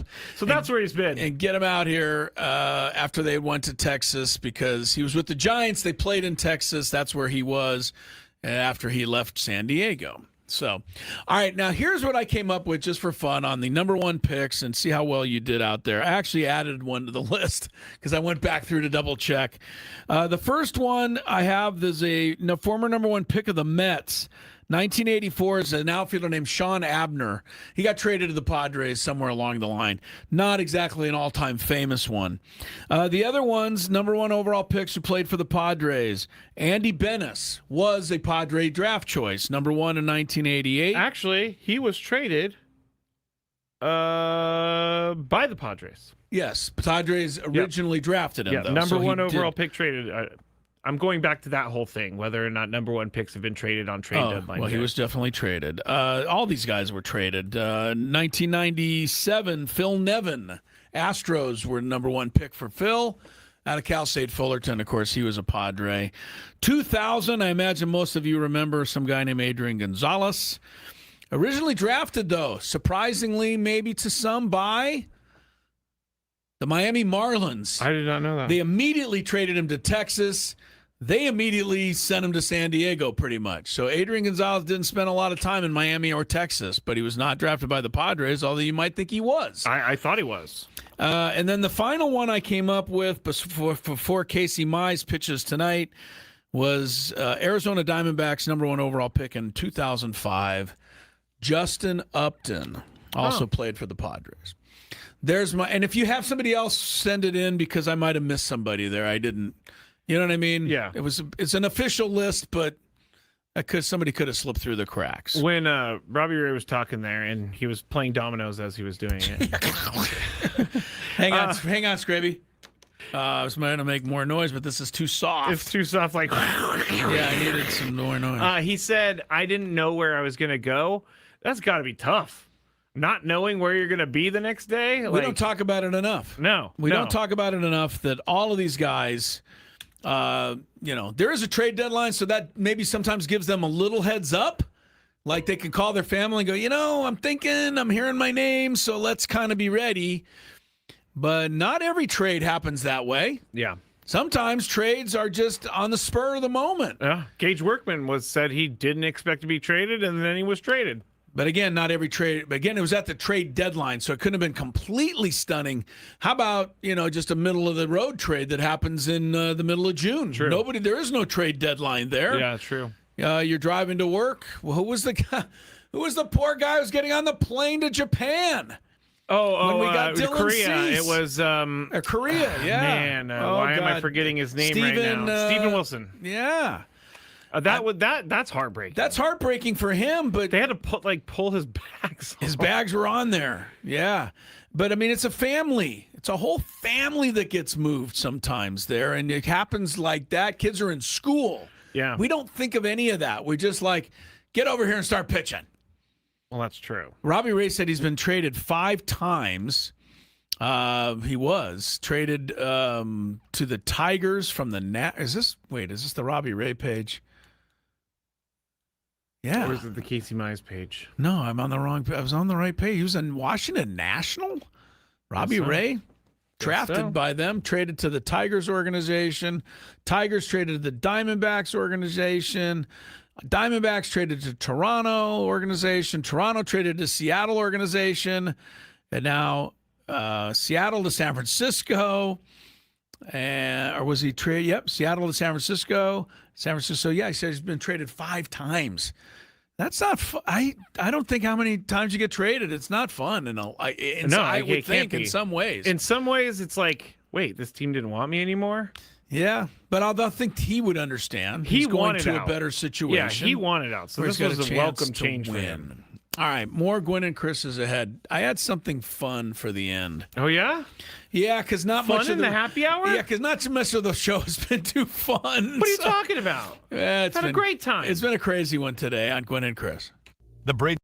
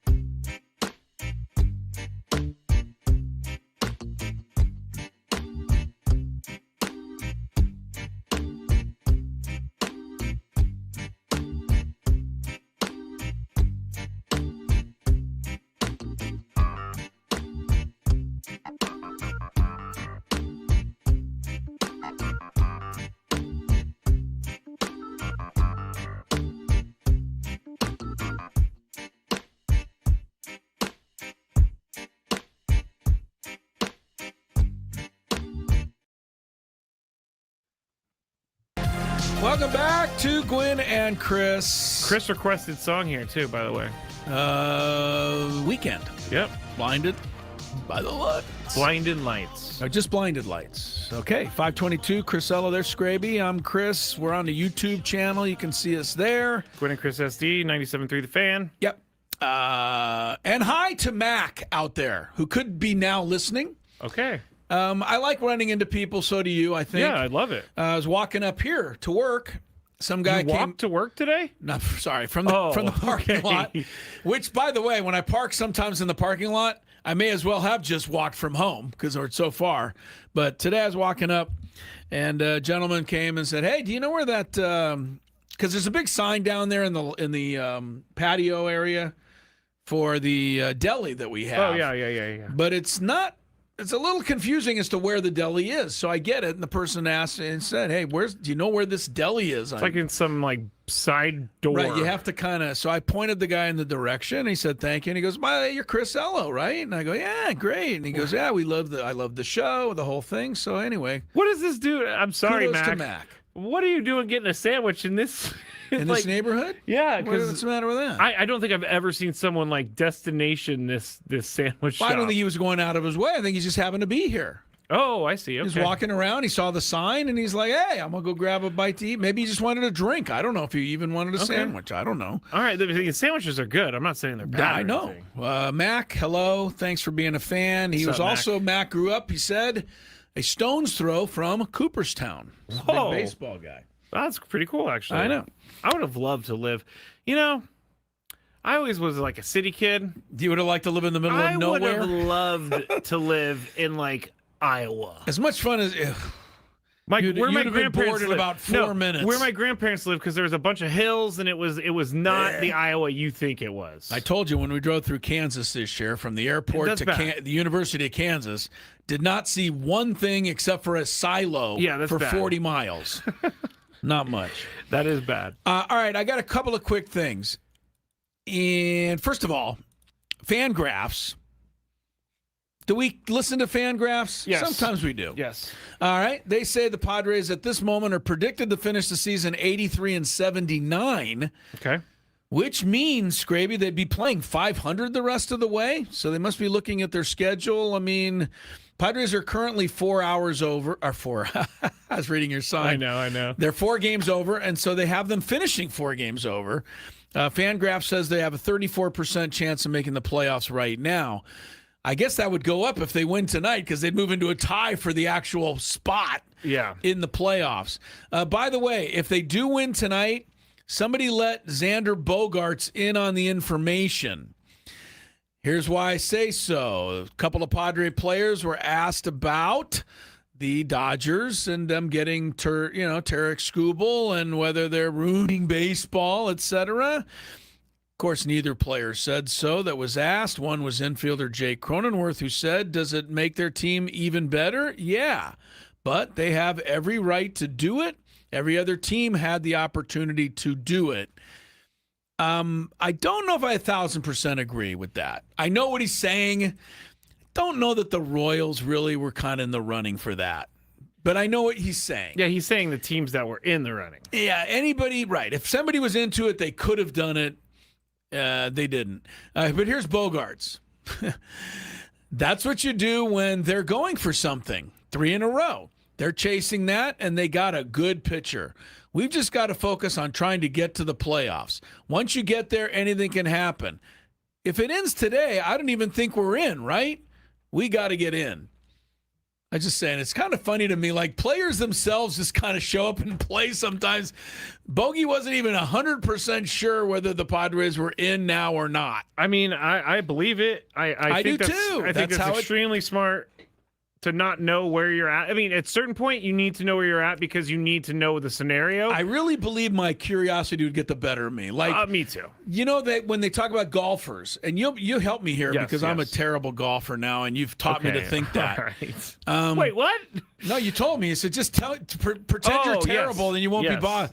But you said that, and there are golfers who come to the end of the round in a big tournament, and they'll win, and they're interviewing them, and they go, "How'd you do?" And they go, "I never looked at the scoreboard the whole day." Yep. Like, I don't think I could do that but I understand it to a certain extent. You're better off just focusing on the shot. Yep. But that would have trouble. Well, their mindset that. would be, if they're coming into the tournament, they're 5 down going into the final day. I got to shoot a 65 today. I don't care what the score is. But I'm talking about, you hear it from guys when there's like a kind of a scramble, and there's guys up, guys down, and you're in the middle of that. Yeah. I don't know how you don't look, number one. Number two, if you get to 18, correct me if I'm wrong, and you got a 2-shot lead, you're going to play that hole differently than if you have a 1-shot lead. Some. No? Some would play it different. Okay. I mean, I would probably play it different with a 2-shot lead. Right. You dial down your driver, put it into the put fairway. it in the fairway, nice little wedge in there, get a par, bada bing, bada boom. That's what I'm thinking. So I'm thinking it would behoove you at that point to know the score. Yeah, and I've seen golfers talk about this, and I can't remember who it was, but there was a golfer who said they did not look at the scoreboard on their final day, and they regret that because if they would have known where they were, they would have done things different. I do know one time Phil Mickelson had about a 9-shot lead on the final hole of the U.S. Open. He must have bet on himself to only win by 2 because he hit 4 straight shots up into some housing area. It was in a trash can. Oh, my God. What a debacle that was. That's one of the greatest meltdowns in sports history. It wasn't Jean Van de Velde, which will always be the champion meltdown. But this is good because Phil it's not good, but Phil has not won a U.S. Open, and that's the only major that he needs to win to get the career Grand Slam. He's not getting it now. No, he's not. And I think it also is different when you consider Jean Van de Velde was a one-time, one-hit wonder. Yes. Whereas Phil Mickelson was Phil Mickelson. He's one of the greatest players ever to play the sport. Yep. And he blew that U.S. Open. He did. For sure. All right. Why don't we got a lineup to get to. Oh, yes, we haven't done that yet. While you're looking it up, I will remind there we go. We got you can go ahead and read that first. The organist was ready, but the happy hour is brought to you by GL Pools, the swimming pool experts trusted by thousands of San Diegans for 20 years. The baseball season is in full swing, so is swim season. Make sure your pool is ready. Call now and mention radio. It's a good thing. Don't forget that. When you call in radio, you get 20% off new service plans. 2026, 20% is a pretty nice little deal. Say the word radio. I want to get GL Pools over to our pool over here, Skraby, where I live. You should. I don't think they would allow the dead bees that our pool guy allows. Although I don't know that he can really do much about it, frankly. Or he or she, I should say. Yeah, ever since this whole homeowners association person is taking control of your neighborhood, I say do whatever. And just be like, hey, you're doing whatever, I'm going to do whatever. Call up GL Pools, get them to your pool, and then stick the homeowners association with the bill. I'll just say although GL Pools would kind of find it funny if they came over and they saw, well, your pool looks like it was just cleaned a half an hour ago. That might be. The bees! Get the bees. All right, give me a lineup. Fernando Tatis Jr. leading off, playing second base. He hasn't been there in a while. He has not. Okay. Rengifo batting second, playing left field. Manny Machado playing third, batting third. Ty France first base, cleaning up. Jackson Merrill in the 5th spot, center field. Bogey 6, shortstop. Campusano in the 7 hole. Cronenworth DHing at 8, and then Bowen in right field at 9. Jace Bowen's been getting some good play these days. Well, they're casing a lot of left-handed pitching right now. Yeah. He's getting slightly better at the plate. Slightly. Yes, he hit a home run, and there was really only one direction for him to go. Yes, it's true. Frankly. Well, it's good that Fermin's getting better, too. He got 2 hits last night, so his average probably tripled. I'm so mean. How is Ty France in a bit of a downer? Or am I imagining it? No, I think he's still hitting. I know his overall is having a great year. I'm just talking about the last 5 or 6 games. Seems like he's been down a little bit. Well, I know he went 0 for 5. He went 0 for 5 last night. Yeah, he's 0 for 8 in the series, so not the end of the world. But not the end of the world, but he had 5 hits in the 2 games before that. Yes. So his slump has been short, 0 for 8 in the last 2 games. The other guy I wanted to look at in terms of have they gone back to earth a little was Rengifo. Well, I hear the G and I hear both. I know what you say. Jesse said Rengifo. I'm going with Jesse. But Don Orsillo says Rengifo. So I don't know. Well, he gets a little G in there. There is a G in the spelling of his name. There is, I know. But he's got in certain countries, a G makes an H. He's got a 3-game hit streak. Renjifo's doing okay. All right. We haven't heard anything about Gavin Sheets. No, we haven't. haven't. No injured list. No. So he's still, somewhere, right? Yes, he's somewhere. Well, you know what I mean, though. He must be there, but he doesn't. They don't look like they're. They haven't used him. I've seen no sign of him in any way during this series, at least. No, you're absolutely right about that. And I read that they want to keep him off his feet, and if they need him, he could probably do something. But they what would that be? Pinch hit. And then they have to line up. Do you ever play in the schoolyard where you hit? But the fastest kid in the school stood over here by the side, and when you hit the ball, then he ran to first or she ran to first. Yeah, I hated for you. that. I hated that. I did too, but I'm just saying. I hated that try because with, you know what? I got the hit. I should be the one. What the heck did I just do? All right. Yeah. That was interesting. Well, I wanted to run too, but why did we do that as kids? I mean, you're 9 years old. You got the energy. Go run. Maybe if it was a kid who was like, had a broken leg or something, they wanted to get him in the game. Maybe. Okay, I can understand I don't have time for this, but we played a lot growing up. Like, I'm talking 7th, like 5th, 6th grade. Okay. Kickball. I love kickball. That? Okay. People still play. I played deal co-ed kickball like 8 years ago. Did you get terrible at it? Did you like a bouncy? Where the pitcher bounces it in? I was really bad at it. You wanted the roller in. Yeah, I didn't want anything because I was just bad. You couldn't kick the ball? I could kick the ball, but I can't. Did you hurt your kicking muscle? I did. Sam Levitt's up next. We're back tomorrow, and don't forget, 2 o'clock, and tomorrow night's the NFL opener. We're really excited.